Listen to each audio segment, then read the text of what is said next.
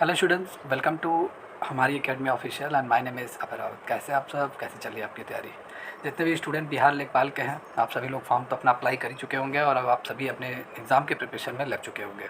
और लगना भी चाहिए, क्योंकि इसी मंथ आपको पढ़ना है अच्छी तरीके से। आपका अगले महीने में एग्ज़ाम कंडक्ट होना है। अक्टूबर तक आपकी बहाली भी हो जाएगी, पूरी तरीके से आपका सिलेक्शन भी हो जाएगा। तो मेहनत कीजिए, मेहनत में दुनिया कायम है। सभी स्टूडेंट मेहनत कर रहे हैं दिन रात, आप भी मेहनत कीजिए। चलिए, आज की क्लास आप सबकी इम्पॉर्टेंट क्लास है। आज है आपकी मॉडल पेपर मैं सॉल्व कराऊंगा। एक तरीके से प्रैक्टिस पेपर है आपका, प्रैक्टिस सेशन की क्लास है, प्रैक्टिस पेपर है, मॉडल पेपर भी आप कह सकते हैं। सेम आपको जो आज ये क्लास कराने जा रहा हूँ, एक तरीके से आप इसे मैराथन क्लास भी आप कह सकते हैं। मैराथन क्लास, सारी क्लासेज इसमें आज की जितने भी क्वेश्चन मैं कराऊंगा सब डिटेल में सभी क्वेश्चन को कराऊंगा। और ये एक प्रैक्टिस बैच है, प्रैक्टिस सेशन की क्लास है। ठीक है। बहुत सारे स्टूडेंट कह रहे थे कि सर प्रैक्टिस करवा दीजिए, हम लोगों का प्रैक्टिस सेशन की क्लास रख दीजिए। ठीक है, मॉडल पेपर सॉल्व करवा दीजिए। तो मैं आप सभी को मैं बता भी दिया था कि जल्द ही मैं आप सभी लोगों के लिए मॉडल पेपर लेकर आऊँगा। ठीक है। और ये आज का मैराथन क्लास है। इसमें आज की क्लास में आपका अकाउंट्स पूरा, ठीक है, taxation and then Bihar panchayat, 3 paper आपके हैं। और इन तीनों पेपर से मोर देन हम लोग 60 क्वेश्चन यहाँ पे कंप्लीट करेंगे। ठीक है। इंपॉर्टेंट क्वेश्चन का ये पूरा मैराथन क्लास है। ठीक है। और ये इंपॉर्टेंट क्लास इसलिए भी हो जाता है कि जितने भी क्वेश्चन आज मैं सॉल्व कराऊंगा, ये आप सबके बेहतरीन और इम्पॉर्टेंट क्वेश्चन है, एग्ज़ाम में पूछे गए हैं। और कोई भी एग्ज़ाम आप उठाकर देख लीजिए, चाहे यूपीपीसीएल हो, चाहे आप बिहार बिजली विभाग हो, या ईएमआरएस अकाउंटेंट हो, या आपका यूपीएससी पीएफओ एपीएफओ हो। ठीक है, कोई भी कॉमर्स एग्ज़ाम इंडिया में है, ये सभी क्वेश्चन आपके ट्रेंडिंग क्वेश्चन रहते हैं, हर साल पूछे जाते हैं। तो इम्पॉर्टेंट क्वेश्चन है। ठीक है। चलिए, आज की क्लास यहाँ पे स्टार्ट करते हैं। जितने भी स्टूडेंट जो लोग बिहार लेखपाल एग्ज़ाम की तैयारी करना चाहते हैं, कंप्लीट प्रिपरेशन करना चाहते हैं, थियरी, न्यूमेरिकल, एमसीक्यू सभी को अच्छी तरीके से पढ़ना चाहते हैं। ठीक है, तो बैच पूरी तरीके से चल रही है, मैं क्लासेस वगैरह ले रहा हूँ। ठीक है। अगर आपको syllabus wise, topic wise, chapter wise अगर आपको क्लासेस करनी है, तैयारी करनी है, तो आप सभी लोग हमारी एकेडमी ऑफिशियल ऐप आप डाउनलोड कर लीजिए। ठीक है, जिस नाम से एजुकेशनल चैनल है, उसी नाम से आपको एप्लीकेशन भी गूगल प्ले स्टोर पर मिलेगा। वहाँ पे रजिस्टर लॉगिन करके आप इस बैच से जुड़ सकते हैं, या दिए गए नंबर पे आप कॉल करके पूरी जानकारी ले सकते हैं। ठीक है। चलिए, आज की क्लास यहाँ पे हम स्टार्ट करते हैं। और ये एक मैराथन क्लास है, 2 घंटे समथिंग आपके ये क्लासेस रहेंगी, और पूरा डिटेल में मैं डिस्कस करूँगा ए टू जेड। ओके, या और ये सभी इंपॉर्टेंट क्वेश्चन है जो आपके एग्ज़ाम में पूछे जा सकते हैं। Very very most important question है आप सभी के, जितने भी क्वेश्चन आज मैं लेकर आया हूँ। तो सबसे पहला क्वेश्चन यहाँ पे स्टार्ट करते हैं। Regarding of transaction and events as when they occur and classifying them into suitable account, heading is the subject matter of. मतलब कह रहा है कि जो भी हम लेन देन करते हैं, जितनी भी घटनाएं होती हैं, जितना भी ट्रांजैक्शन हम करते हैं डेली बेसिस पे, जैसे मैं अगर एक बिजनेसमैन हूँ, जितना भी मैं डेली बेसिस पे लेन देन कर रहा हूँ, ट्रांजैक्शन कर रहा हूँ, ठीक है, जितने भी ट्रांजैक्शन हो रहे हैं, जितने भी इंसिडेंट घटित हो रहे हैं, ठीक है, उनका अभिलेखन मतलब उनको हम कहाँ रिकॉर्ड करते हैं। ठीक है, नहीं, उनका अभिलेखन मतलब उनका रिकॉर्डिंग करना और उन्हें खाता शीर्षकों में वर्गीकृत करना। खाता शीर्षक मतलब उन सभी का लेजर बनाना। ठीक है, जितना भी ट्रांजैक्शन हम डेली बेसिस पे कर रहे हैं, उन सबकी रिकॉर्डिंग करना। रिकॉर्डिंग करने के बाद हमें उन सबको खाता बही मतलब लेजर में क्या करना, खाता बही में वर्गीकृत करना, सभी के अलग अलग खाते ओपन करना, खोलना। ठीक है, लेजर में, खाता बही में। ये किसका विषय होता है? ठीक है, तो यहाँ पे आपके जो राइट आंसर है वो है बुक कीपिंग। बुक कीपिंग मतलब बही खाता। अब बुक कीपिंग क्या होता है? देखिए, अकाउंट्स जब आप पढ़ेंगे तो सबसे पहले आप बुक कीपिंग पढ़ेंगे, फिर आप अकाउंट्स पढ़ेंगे। फाइनेंशियल अकाउंटिंग जब आप पढ़ेंगे तो आप बुक कीपिंग पढ़ेंगे। आफ्टर बुक कीपिंग के बाद आपका अकाउंट स्टार्ट होता है। बुक कीपिंग में क्या होता है, जितना भी हम डेली बेसिस पे ट्रांजैक्शन करते हैं, चाहे हमने माल परचेज किया, सेल किया, परचेज रिटर्न किया, किसी को माल वापस किया, किसी से माल हमने मतलब हमें माल वापस आया, ठीक है, हमें किसी से कैश मिला, हमने किसी को कैश पेमेंट किया, तो जितना भी ट्रांजैक्शन हम डेली बेसिस पे करते हैं, उन सबकी रिकॉर्डिंग हम कहाँ करते हैं? उन सबकी रिकॉर्डिंग हम जर्नल में करते हैं। जर्नल में रिकॉर्ड करने के बाद सभी का हम अलग अलग क्या बनाते हैं? बुक बनाते हैं, जिसे हम सहायक पुस्तकें, सब्सिडरी बुक कहते हैं। जैसे हमने क्रय बुक बनाया, विक्रय बही बनाई, विक्रय बुक मतलब सेल्स बुक बनाया, ठीक है, purchase return book, sales return book, हम अलग अलग तरह के बुक्स बनाते हैं। उसमें भी सभी ट्रांजैक्शन को अलग अलग रिकॉर्ड करते हैं। जैसे परचेज का परचेज में, सेल्स का सेल्स में। फिर उसके बाद हम क्या बनाते हैं? लेजर बनाते हैं। लेजर मतलब खाता बही जिसे हम बोलते हैं। खाता बही में हम सभी के खातों को अलग अलग ओपन करते हैं। जैसे purchase account, sales account, purchase return account, sales return account, Ram का अकाउंट, श्याम का अकाउंट, कोई भी, ठीक है, नॉमिनल अकाउंट मतलब आपका रेंट अकाउंट, आपका इंटरेस्ट अकाउंट, कोई भी अकाउंट हो, सभी अकाउंट्स को हम लेजर में ओपन करते हैं। और ये सभी चीज़ें किस में आती हैं? ये सभी चीज़ें आपकी आती हैं बुक कीपिंग में, खाता बही में। ठीक है, फिर उसके बाद आपका आफ्टर बुक कीपिंग के बाद अकाउंट स्टार्ट होता है। ट्रायल बैलेंस, बैलेंस शीट, ये सारी चीज़ें अकाउंट्स में आपकी आ जाती हैं। ठीक है, तो यहाँ पर आपका जो राइट आंसर है वो है बही खाता बुक कीपिंग। जितना भी हमारी लेन देन होती हैं, घटनाएं जो घटित होती हैं, उनकी रिकॉर्डिंग करना, लेजर में वर्गीकृत करना, ये बुक कीपिंग का पार्ट्स है। ठीक है, यहाँ पे देखिए अभी हम डिटेल में यहाँ पे बात करेंगे प्रबंधन लेखांकन, मतलब आपका management accounting, cost accounting, financial accounting क्या होता है। ठीक है, तो यहाँ पे मैंने यहाँ पे सॉल्यूशन पूरा आप सभी के लिए मैं लेकर आता हूँ। सॉल्यूशन जैसे आप पढ़ लेते हैं ना, जितना भी मैं डिटेल में देता हूँ वही पढ़ लेंगे, उस क्वेश्चन का पूरा मतलब आपको समझ में आ जाएगा। ठीक है, नोट्स मेरे जो रहते हैं वो कंप्लीट ऐसे रहते हैं कि आपको पढ़ते ही समझ में आ जाएगा। ठीक है, तो बुक कीपिंग क्या होता है। बुक कीपिंग एक ऐसा प्रोसेस है, बुक कीपिंग एक ऐसी पद्धति है जिसमें हम जितना भी फाइनेंशियल ट्रांजैक्शन करते हैं, वित्तीय लेन देन करते हैं, उन सबको रिकॉर्ड करते हैं। रिकॉर्ड करने के बाद उन सभी को क्लासीफाइंग करते हैं, व्यवस्थित करते हैं, ये सारी चीज़ें होती है। सिस्टमैटिक रिकॉर्डिंग हम करते हैं। ठीक है, बुक कीपिंग में जैसे आज अगर हमने माल खरीदा तो आज रिकॉर्डिंग करेंगे, कल खरीदा तो कल रिकॉर्डिंग करेंगे, सभी को ऑर्गेनाइज करेंगे एंड मेंटेनिंग करेंगे फाइनेंशियल ट्रांजैक्शन को। अपने बिजनेस के सभी ट्रांजैक्शन को हम बुक कीपिंग में रिकॉर्ड करते हैं। ठीक है, क्लासीफाई करते हैं, अकाउंट्स लेजर वगैरह ओपन करते हैं। ठीक है, it is a fundamental part of accounting process. ये हमारे अकाउंटिंग प्रोसेस का क्या होता है, फंडामेंटल पार्ट है, मतलब मूलभूत हिस्सा है हमारे लेखांकन का। ठीक है, इसमें हम क्या करते हैं, इसमें हम वित्तीय विवरण तैयार करते हैं, वित्तीय जानकारियों के लिए प्रबंधन के आधार पर कार्य करते हैं। ठीक है, लेन देन की रिकॉर्डिंग करना, खरीद बिक्री, रसीदें, भुगतान, जितने भी फाइनेंशियल ट्रांजेक्शन होते हैं उन सब की रिकॉर्डिंग हम बुक कीपिंग के थ्रू करते हैं। बुक कीपिंग मतलब बुक मतलब किताब, कीप मतलब रखना, तो जितने भी ट्रांजेक्शन को हम किताबों में रखते हैं ना, वही हमारा बुक कीपिंग होता है।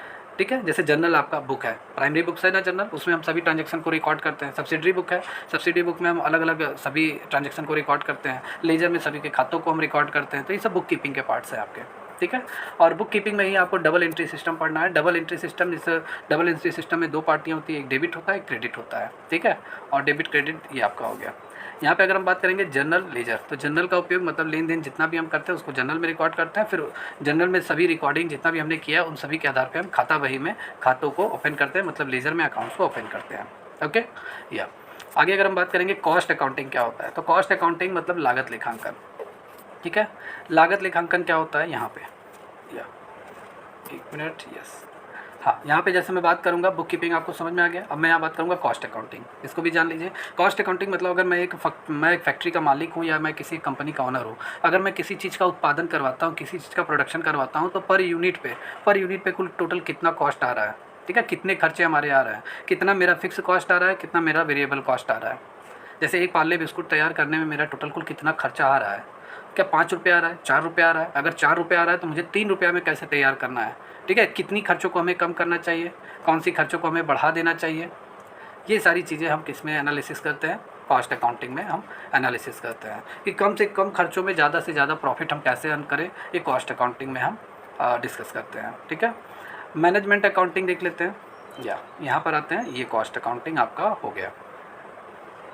ठीक है, मैनेजमेंट अकाउंटिंग क्या होता है, मैनेजमेंट अकाउंटिंग का ये एक ऐसा पार्ट्स है जिसमें क्या करते हैं हम कि कैसे, जैसे हमने बिजनेस अगर खोल लिया, बिजनेस ओपन कर लिया, अब हमें बिजनेस को रन कैसे करना है। ठीक है, बिजनेस को रन कैसे करना है, समय समय पे जो बिजनेस में पैसे लग रहे हैं वो हम कहाँ से उसका मैनेज करेंगे, कहाँ से उसका मैनेजमेंट करेंगे, बैंक से उधार लेंगे या किसी से भी हम किसी पार्टी से उधार लेंगे। ठीक है, या अगर हमारे पास पैसे आ भी गए तो जितना भी मतलब पैसा लग रहा है बिजनेस में उसको मैनेज कैसे करेंगे। ठीक है, वो सारी चीज़ें, और डिसीजन कैसे हम डिसीजन लेंगे कि हमारी कंपनी में एम्प्लॉय सही से काम करे या ना करे। ठीक है, किस तरीके हमारे एम्प्लॉय काम करे कि जल्दी से ज़्यादा प्रॉफिट मार्जिन हो, मतलब मैनेजमेंट सिस्टम इसमें हम पूरी तरीके से फॉलो करते हैं।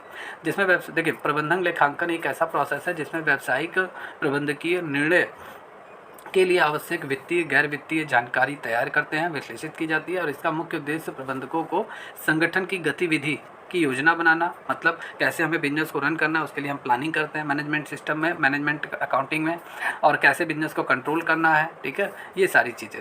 ठीक है, तो ये आपका हो गया।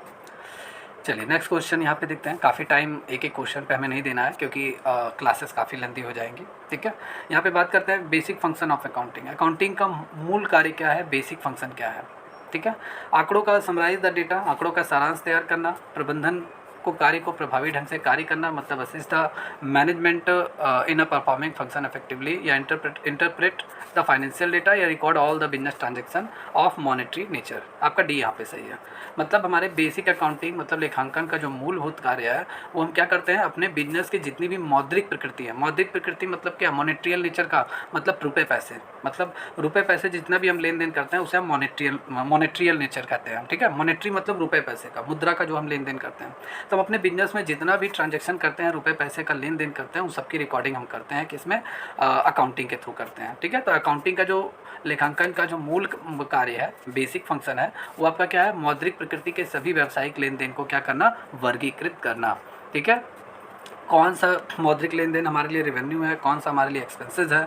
ठीक है, जैसे हम माल खरीद रहे हैं तो हमारे लिए एक्सपेंसेस है, अगर हम माल बेच रहे हैं, मौद्रिक लेन देन कैश माल बेच रहे हैं तो हमारे लिए रेवेन्यू है, क्योंकि हमें पैसा मिल रहा है बेचने पे। ठीक है, अब लेखांकन के हम यहाँ पे बात करेंगे, मूल कार्य कितनी गतिविधियों में इसे विभाजित किया गया है। बेसिक फंक्शन ऑफ अकाउंटिंग को डिवाइड किया गया है, कितनी एक्टिविटी में डिवाइड किया गया है। तो सबसे पहले हम यहाँ रिकॉर्डिंग ऑफ ट्रांजेक्शन के बिहाफ पे जानेंगे। सबसे पहले हम क्या करते हैं, जनरलाइजिंग, जितना भी हमारे फाइनेंशियल ट्रांजेक्शन होता है उसको हम जर्नल में रिकॉर्ड करते हैं, और journal is a primary books. फिर जर्नल में रिकॉर्ड करने के बाद सभी की हम पोस्टिंग करते हैं, किसमें, खातों में पोस्टिंग करते हैं। लेजर में सभी अकाउंट्स को ओपन करते हैं, और जितना भी जर्नल में हमने रिकॉर्ड किया है, जर्नल से सभी ट्रांजेक्शन को हम लेजर में क्या करते हैं, उसकी पोस्टिंग करते हैं। पोस्टिंग मतलब क्या, प्रविष्टि करते हैं। ठीक है, पोस्टिंग समझ में आया। जनरल प्रविष्टियों से लेजर खातों में हम स्थानांतरित करते हैं। ठीक है, फिर उसके बाद क्या होता है, लेजर हमने ओपन कर लिया, अब हम क्या करते हैं, क्लासीफाई करते हैं। क्लासीफाई मतलब वर्गीकरण, जितने भी हमारे जो लेन देन होते हैं उनको सभी खातों में विभिन्न खातों में वर्गीकृत करते हैं। जैसे purchase account, sales account, purchase return, sales return, ledger में इन सभी को क्लासीफाई करते हैं। ठीक है, क्लासीफाई करने के बाद हम क्या, समराइज निकालते हैं। समराइज मतलब हम सारांश निकालते हैं अपने बिजनेस का, कि हमारा बिजनेस का सारांश कैसा है, और प्रबंधक अन्य उपयोगकर्ता को वित्तीय स्थिति प्रदर्शन आसानी से हो सके। मतलब सिंपल सी बात है, ट्रायल बैलेंस शीट हम बनाते हैं, और बैलेंस शीट मतलब जो वर्ष के लास्ट डेट में हम बनाते हैं, उससे ये क्लियर हो जाता है कि हमारे बिजनेस की फाइनेंशियल पोजीशन कैसी है, हमारा बिजनेस कैसा चल रहा है। ठीक है, जिससे इन्वेस्टर जो है वो हमारी कंपनी में इन्वेस्ट कर सके। अगर हमारे बिजनेस की फाइनेंशियल पोजीशन काफ़ी अच्छी है तो इन्वेस्टर्स हमारे बिजनेस में, हमारी कंपनी में पैसा इन्वेस्ट करेंगे। या ऐसा भी मान लीजिए, अगर आप एक बिजनेसमैन है, आपका बैलेंस शीट अच्छा शो कर रहा है साल भर में। बैलेंस शीट में होता है क्या है, आपकी एसेट्स होती है, लायबिलिटी होती है। अगर आपकी एसेट्स आपका ज़्यादा है, लायबिलिटी कम है, मतलब सॉरी, जितना भी आपके पास एसेट्स है, जितनी भी आपकी लायबिलिटी है, ये पूरी तरीके से बताता है कि कितना लायबिलिटी है, कितना एसेट्स है। उसी के बिहाफ पे आप अनुमान लगाते हैं कि आपका बिजनेस कैसा चल रहा है। फिक्स एसेट्स ज़्यादा है, लायबिलिटीज़ कम है, तो आप एक, मेरे हिसाब से आप फेयर पोजीशन में हैं। ठीक है, तो ये सारी चीज़ें हैं, और ये सब आप पूरा पढ़ लेना, जितना भी नोट्स मैं यहाँ पे अपडेट करूँगा। ठीक है, जितने भी लोगों को इस क्लास का नोट्स चाहिए, आप सभी को ऐप पे ये नोट्स आपके कोर्स वाले सेक्शन में अपडेट कर दिया जाएगा। जितने भी स्टूडेंट जो लोग कोर्स ज्वाइन किए हुए हैं उनको ये नोट्स मिल जाएगा, और बाकी जितने भी स्टूडेंट अभी तक नहीं कोर्स ज्वाइन किए हुए हैं, कोर्स ज्वाइन कर लीजिए।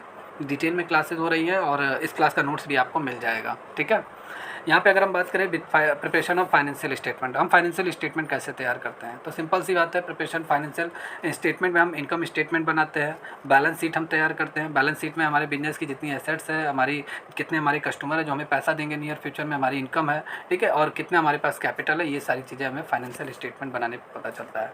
इनकम स्टेटमेंट से हमारे बिजनेस में टोटल कितना हमारे बिजनेस में इनकम आ रही है, कितना हमारे बिजनेस में एक्सपेंसेस हो रहा है, ये सारी चीज़ें क्लियर होती हैं। ठीक है, या तो ये सारी चीज़ें आपकी हैं। चलिए, अब यहाँ पे हम आगे चलते हैं, नेक्स्ट क्वेश्चन यहाँ पे देखते हैं। The system of recording transaction based dual aspect concept is called. ठीक है, मतलब दोहरे पहलू अवधारणा पर आधारित लेन देन को रिकॉर्ड करने की प्रणाली को क्या कहा जाता है। मतलब दोहरे पहलू की अवधारणा मतलब डेबिट क्रेडिट, आप समझिए। ठीक है, आजकल जो भी हम सिस्टम हम यूज़ कर रहे हैं उसे हम डुअल एंट्री सिस्टम कहते हैं, डबल एंट्री सिस्टम हम कहते हैं, और यही हम यूज़ भी कर रहे हैं। जैसे अगर दो पार्टियाँ हैं, मान लीजिए ये एक पार्टी है, ये एक पार्टी है, दो पार्टियाँ हैं, तो कोई एक सेलर होगा, कोई एक बायर होगा, कोई एक खरीदने वाला होगा, कोई एक बेचने वाला होगा। कोई भी ट्रांजेक्शन होगा तो दो पार्टियाँ होती है, कोई खरीदने वाला होता है, कोई बेचने वाला होता है। और इनकी रिकॉर्डिंग जब भी हम करते हैं ट्रांजेक्शन का, तो डुअल एंट्री सिस्टम को हम फॉलो करते हैं, दोहरी लेखा प्रणाली को। एक को हम डेबिट करते हैं, एक को क्रेडिट करते हैं। क्लियर, तो डुअल एंट्री एस्पेक्ट सिस्टम जो आपका है, डुअल एस्पेक्ट कॉन्सेप्ट मतलब दोहरी पहलू अवधारणा हमारी डबल एंट्री सिस्टम पे बेस है। ठीक है, या तो यहाँ पे देखिए, दोहरे पहलू की अवधारणा पर आधारित लेन देन की रिकॉर्ड करने की प्रणाली को हम क्या बोलते हैं, डबल एंट्री सिस्टम हम बोलते हैं। इस प्रणाली में जितने भी हमारे लेन देन होते हैं उसके दो पहलू होते हैं, एक डेबिट पहलू होता है और एक क्रेडिट का पहलू होता है। मतलब एक डेबिट टर्म होता है, डेबिट एस्पेक्ट होता है, और एक आपका क्रेडिट एस्पेक्ट होता है।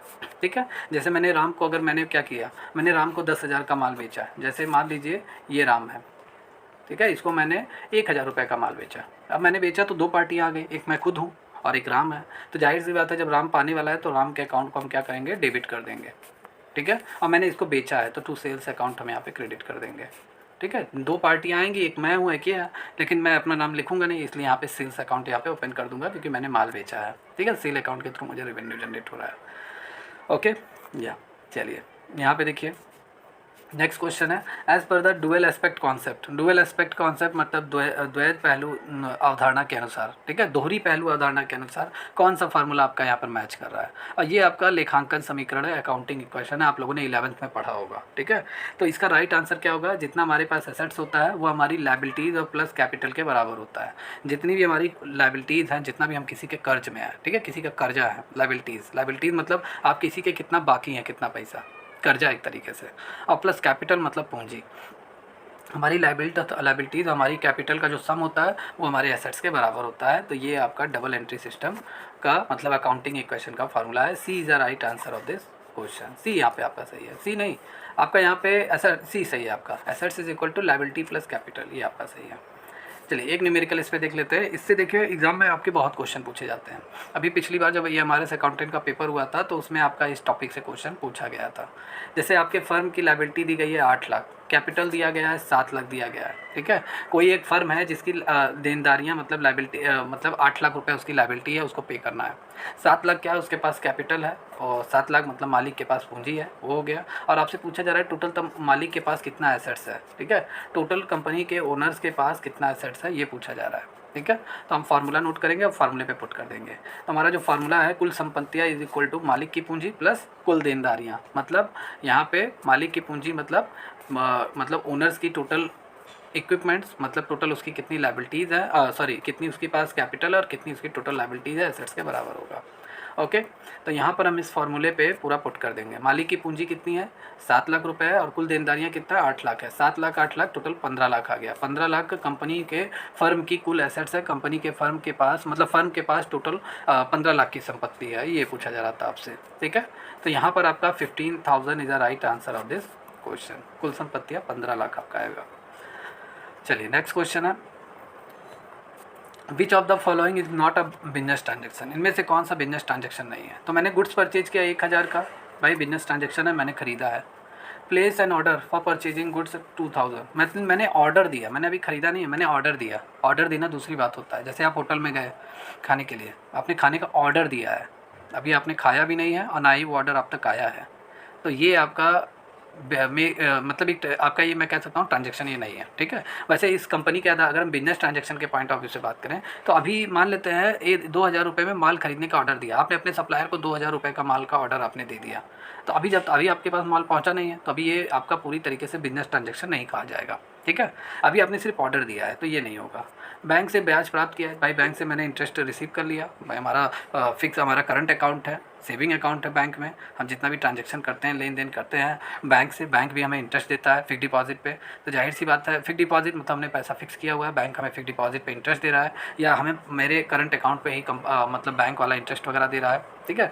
तो 5000, तो ये हमारा बिजनेस ट्रांजेक्शन होगा। मकान मालिक को दिया गया क्या किराया, मैंने अपने मकान मालिक को किराया दिया, जब किराया दिया तो मतलब मेरा पैसा खर्च हुआ 5000, और ये एक तरीके से बिजनेस ट्रांजेक्शन होगा, ठीक है, मतलब व्यावसायिक लेन देन आपका होगा। मैंने अपने बिजनेस जिस बिल्डिंग में चला रहा हूँ उसका मैंने किराया दिया, तो जाहिर सी बात है मैं अपने बिजनेस के पॉइंट ऑफ व्यू से ये खर्चे कर रहा हूँ, अपना बिजनेस भी मैं उसी बिल्डिंग में चला रहा हूँ, तो बिल्डिंग का जो ओनर है, मालिक है, उसको मैंने किराया पे किया, तो ये हमारा बिजनेस ट्रांजेक्शन होगा।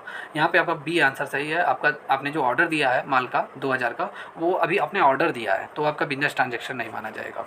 Okay, B is the right answer of this question. फिर यहाँ पे आपका एक अकाउंटिंग इक्वेशन का न्यूमेरिकल्स आ गया, ये एग्जाम में पूछा जाता है, इसीलिए मैं इसको 2 से 3 बार सॉल्व करा देता हूँ, और 100% लिख कर लीजिए, ये एग्जाम में आएगा क्वेश्चन। एक व्यापारी की कुल संपत्तियाँ कितनी है, 7,25,000 है। एक बिजनेसमैन है, ट्रेडर है, उसके पास 7,25,000 की संपत्ति है, और आउटसाइड लायबिलिटी उसकी 4,25,000 है, 4,25,000 उसकी आउटसाइड लायबिलिटी है। तो मालिक के पास टोटल कुल कितनी इक्विटी होगी, कितनी पूंजी होगी मालिक के पास। इक्विटी मतलब एक तरीके से मालिक के पास कितनी पूंजी है, ये हमें निकालना है। तो हमें डेटा यहाँ दिया है, हम सीधा सीधा इसको फार्मूले में पुट करेंगे। फार्मूला देखिए, ये अकाउंटिंग इक्वेशन का फार्मूला है, ओनर्स की equity is equal to total assets minus total liability.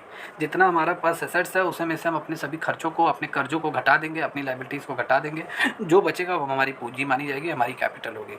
तो total assets minus total liability, तो टोटल लायबिलिटीज़ हमारी 4,25,000 है, हम लेस कर देंगे। 7,25,000 हमारी एसेट्स है, 4,25,000 हमारी लायबिलिटीज़ हैं, ठीक है। हम इन दोनों को क्या कर देंगे, लेस कर देंगे, ठीक है। 7,25,000, 4,25,000 हम यहाँ पे लेस करेंगे, टोटल आएगा 3 लाख। और 3 लाख कंपनी के जो ओनर है, कंपनी का जो मालिक है, उसके पास इतना क्या है, एसेट्स है 3 लाख, ठीक है। सॉरी, इतना कंपनी के ओनर के पास क्या है, पूंजी है, 3 लाख की पूंजी है, टोटल इक्विटी है, ठीक है। मतलब मालिक के ओनर के पास कुल कितनी इक्विटी है, 3 लाख है। समझ में आया आपको सॉल्यूशन? फार्मूला नोट कर लीजिए, फार्मूला पढ़ते रहिए, ऐसे ही क्वेश्चन आपके एग्जाम में पूछे जाएंगे।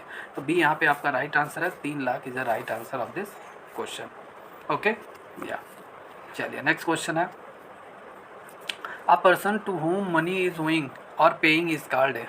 मतलब यहाँ पे सिंपल सी बात है, वह व्यक्ति जिसे पैसा देना है या जिसे भुगतान करना है उसे हम क्या कहते हैं। मतलब एक ऐसे व्यक्ति को जिसको हमें पैसा देना है, पैसा भुगतान करना है, ठीक है, या वैसे व्यक्ति को जिसको हमें पैसा क्या करना है, देना है, चुकाना है, ठीक है, उसको हम क्या कहते हैं, तो उसको हम क्रेडिटर कहते हैं, लेनदार जो होता है। लेनदार मतलब क्रेडिटर एक ऐसा पर्सन होता है जिसका मैं बाकी हूँ, मैं कर्जे में हूँ। जैसे मान लेते हैं ये राम है, ठीक है, और ये मैं हूँ। मैंने राम से 2 लाख रुपए का मैंने माल उधार लिया है, 2 लाख का, तो राम मेरे लिए क्या हो गया, क्रेडिटर हो गया, लेनदार हो गया। एक कभी ना कभी ये मुझसे आके पैसा मांगेगा और मुझे इसको पे करना है 2 लाख का, क्योंकि मैंने 2 लाख का माल उससे उधार लिया है। तो ये हमारा क्रेडिटर होता है। और क्रेडिटर एक ऐसा व्यक्ति होता है, एक ऐसा पर्सन होता है जिसका हम बाकी है पैसा, हमें नियर फ्यूचर में पे करना है। डेटर्स क्या होता है, हमारे कस्टमर होते हैं जिनसे हमें पैसा लेना है, जिनसे हमें पैसा लेना है हमारे कस्टमर होते हैं, डेटर्स होते हैं। जो हमसे पैसा लेंगे वो हमारे क्रेडिटर होते हैं, लेनदार होते हैं। क्लियर? ओनर क्या होता है, ओनर तो बिजनेस का मालिक होता है, इससे कोई मतलब नहीं है, ठीक है। और नन ऑफ दिस आपका होगा नहीं, तो यहाँ पे ए आंसर आपका यहाँ पे परफेक्ट है, ए मतलब क्रेडिटर, ठीक है। तो यहाँ पे देखिए क्रेडिटर आपका राइट आंसर होगा। वह व्यक्ति जिसे पैसा देना है या जिसे भुगतान करना है उसे हम क्या बोलते हैं, डेटर्स बोलते हैं, मतलब सॉरी क्रेडिटर बोलते हैं, ठीक है, जिसे लेनदार कहा जाता है, ठीक है। लेनदार क्या होता है, लेनदार एक व्यक्ति भी हो सकता है, लेनदार एक संगठन हो सकता है, संस्था हो सकता है। संगठन संस्था क्यों, जैसे अगर आपने बैंक से उधार लिया तो बैंक भी, तो बैंक से अगर आपने लोन वगैरह ले लिया तो बैंक को आपको पैसा देना है ना, लोन लिया आपने, कर्ज में है, तो बैंक भी आपके लिए क्या हो जाएगा, क्रेडिटर हो जाएगा, ठीक है।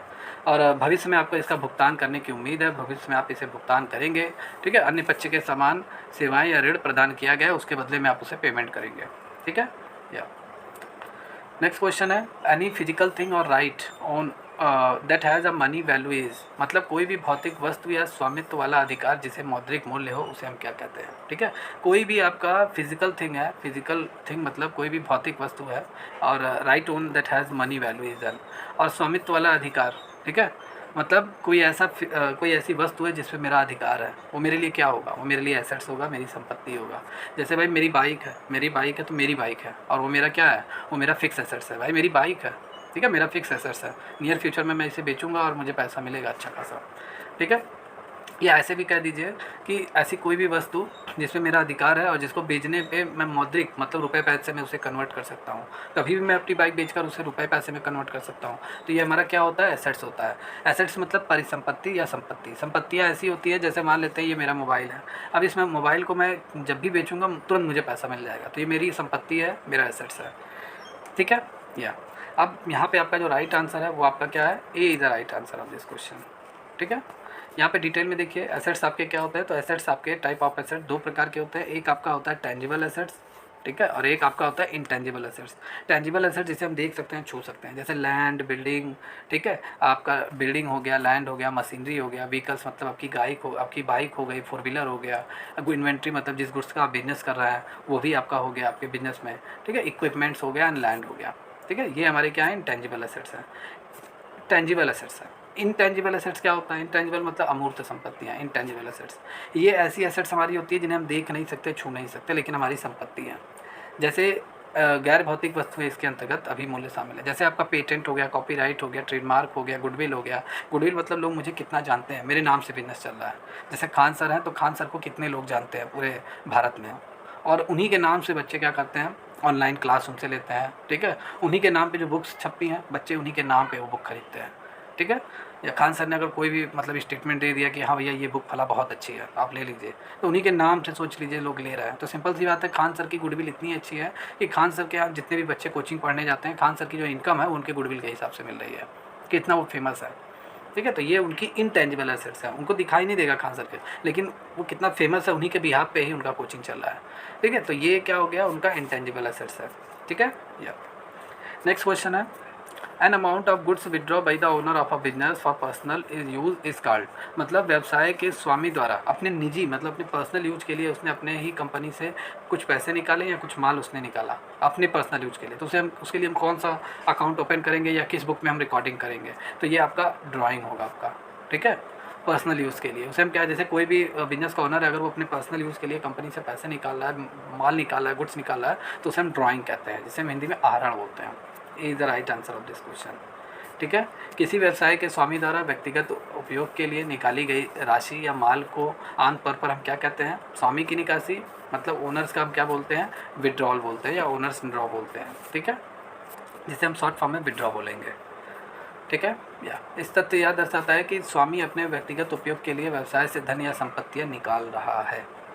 ओके, या चलिए नेक्स्ट क्वेश्चन। चलिए नेक्स्ट क्वेश्चन है, any return document in support of business transaction is called. किसी व्यापारिक लेन देन के समर्थन में कोई लिखित दस्तावेज क्या कहलाता है? देखिए, अगर आप एक बिजनेसमैन हैं तो डेली बेसिस पे जितना भी माल आप खरीद रहे हैं, जितना भी माल आप बेच रहे हैं, जितना भी ट्रांजैक्शन आप कर रहे हैं, ठीक है, अब जितना भी आप ये सब कर रहे हैं एक्टिविटी, लेन देन जितना भी कर रहे हैं, ठीक है, उसके लिए आप एक एविडेंस के रूप में क्या यूज़ करते हैं? वाउचर यूज करते हैं, जिसे हम एक तरीके से दस्तावेज हम कह सकते हैं, रिटर्न डॉक्यूमेंट्स होता है। जैसे अगर कस्टमर आपसे माल खरीद रहा है तो आप उसे माल सेल कर रहे हैं, ठीक है, तो आप एक वाउचर प्रिपेयर करेंगे, सेल्स वाउचर। ठीक है, आप अपने बिजनेस के लिए सेल्स वाउचर प्रिपेयर करेंगे कि कितना माल मैंने इसे सेल किया हुआ है। ठीक है, तो वाउचर क्या होता है? एक लिखित दस्तावेज होता है जिसपे कितना माल आप सेल कर रहे हैं, उसकी क्वांटिटी लिखी रहती है, कितने रुपए में सेल कर रहे हैं, किसको सेल कर रहे हैं, ये सारी चीज़ें आप रिकॉर्ड करेंगे। और जब आप माल खरीदेंगे तब आप परचेज वाउचर प्रिपेयर करेंगे। ठीक है, एक तरीके से ये लिखित दस्तावेज होता है। लिखित दस्तावेज मतलब आपका रिटन डॉक्यूमेंट्स होता है। ठीक है, is the right answer of this question. Bill होगा नहीं, जैसे ये ना समझिएगा बिल, जैसे मैंने कोई माल खरीदा, मुझे एक बिल जनरेट हो गया, तो अकाउंट्स के लैंग्वेज में बिजनेस ट्रांजैक्शन में आपका वाउचर प्रिपेयर होता है। ठीक है, और जितना भी माल मैंने ख़रीदा है उसके लिए हम परचेज वाउचर ओपन करते हैं। ठीक है, परचेज वाउचर बनाते हैं और पूरी तरीके से हम उस पर रिकॉर्ड करते हैं। ठीक है, कितना मैंने ख़रीदा है, इतना माल 1 तारीख को, इतना माल 2 तारीख को, ठीक है, मैंने ख़रीदा है। तो परचेज वाउचर से ही हम पूरी तरीके से क्या करते हैं? तो परचेज मतलब जितने वाउचर हम तैयार करते हैं उनके हेल्प से हम अपने खातों को मेंटेन करते हैं, खाता बही में रिकॉर्डिंग वगैरह को हम सर्टिफाई करते हैं, वेरीफाई करते हैं। ठीक है, तो वाउचर आपका एक ऐसा दस्तावेज होता है जो दोनों पक्षों के किसी लेन देन या समझौते के साक्ष्य के रूप में कार्य करता है। जैसे अगर मैं मान लेते हैं राम को मैं माल सेल कर रहा हूँ, तो राम को मैं माल सेल कर रहा हूँ तो राम को मैं एक सेल्स वाउचर दूंगा। ठीक है, मैं एक वाउचर दूंगा और वो पूरी तरीके से उस पर मेंशन रहेगा कितना माल मैंने इन्हें सेल किया हुआ है, कितना क्वांटिटी में, और बदले में मुझे कितना पैसा मिला है, रेवेन्यू मेरा जनरेट हुआ है। ठीक है, तो ये एक तरीके से आपका दस्तावेज साक्ष्य के रूप में भी यूज होता है, एविडेंस के रूप में। अगर आपका किसी भी पार्टी से डिस्प्यूट हो गया, ठीक है, डिस्प्यूट मतलब झगड़ा वगैरह हो गया कि नहीं मैंने 1 लाख का माल तुम्हें सेल किया हुआ है, वो कहेगा नहीं मुझे आप 50,000 का ही माल सेल किया है। ठीक है, तो जाहिर सी बात है आप रिटर्न मतलब एविडेंस के रूप में आप वाउचर दिखा सकते हैं, सेल्स वाउचर। क्लियर? या इसका उपयोग हम आमतौर पर लेखांकन में धन के व्यय और माल और सेवाओं की प्राप्ति की रिकॉर्डिंग अधिकृत करने के लिए किया जाता है। और भी डिटेल में देखिए, वाउचर क्या होता है? वाउचर एक तरीके से हमारा वित्तीय लेन देन मतलब रुपए पैसे के जितना भी हम लेन देन करते हैं एक कागजी निशान प्रदान करता है, एक रिटन डॉक्यूमेंट होता है, एक समझ लीजिए जहाँ पे हम रिकॉर्ड कर देते हैं वही हमारा वाउचर हो गया, रिटन डॉक्यूमेंट्स होता है। यह सुनिश्चित करने में मदद करता है कि प्रत्येक लेन देन के लिए उचित प्राधिकरण और दस्तावेजीकरण मौजूद है। ओके, चलिए नेक्स्ट क्वेश्चन है, revenue is considered as earning when. ठीक है, मतलब राजस्व की कमाई कब मानी जाती है? राजस्व कब हमने समझ लिया कि हाँ भैया मैंने पैसा कमा लिया? जैसे ही आपका मतलब प्रोडक्शन इज़ डन, गलत है भाई, माल तैयार होगा, तैयार होने से मतलब थोड़ी ना है। जैसे ही आपने सेल इज इफेक्ट, जैसे ही आपकी बिक्री प्रभावित हुई, चाहे आप उधार माल सेल कर रहे हैं या नगद लेके माल सेल कर रहे हैं, वो आपका उसमें पूरी तरीके से क्लियर होता है कि आपने रेवेन्यू जनरेट कर लिया। ठीक है, नगद प्राप्त होता है मतलब जब आपको कैश रिसीव हो जाए, कैश रिसीव होने का मतलब ये थोड़ी ना कि आपने रेवेन्यू जनरेट कर लिया। ठीक है, या नन ऑफ द, ये गलत हो जाएगा। तो यहाँ पे आपका जैसे ही आप सेल इज इफेक्ट, जैसे ही आपकी बिक्री प्रभावित हुई मतलब आपको ऑर्डर मिल गया 10 लाख का, जैसे ही आपको ऑर्डर मिला आपने समझ लिया मैंने रेवेन्यू जनरेट कर लिया। ठीक है, तो ये होता है इसका मतलब।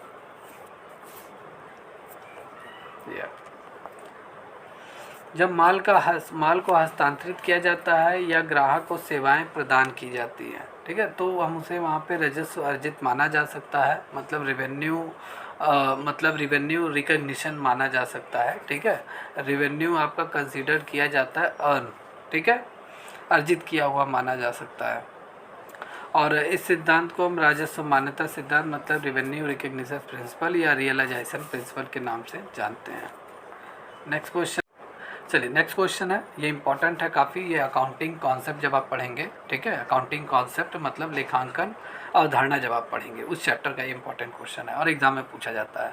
कह रहा है कि कौन सी धारणा ये कहती है कि निकट भविष्य में व्यावसायिक इकाई को बेचा या समाप्त नहीं किया जा सकता, मतलब business entity will not be sold, जिसे बिजनेस को कभी बेचा नहीं जा सकता और ना ही क्या समाप्त किया जा सकता है, लिक्विडेटेड किया जा सकता है नियर फ्यूचर में।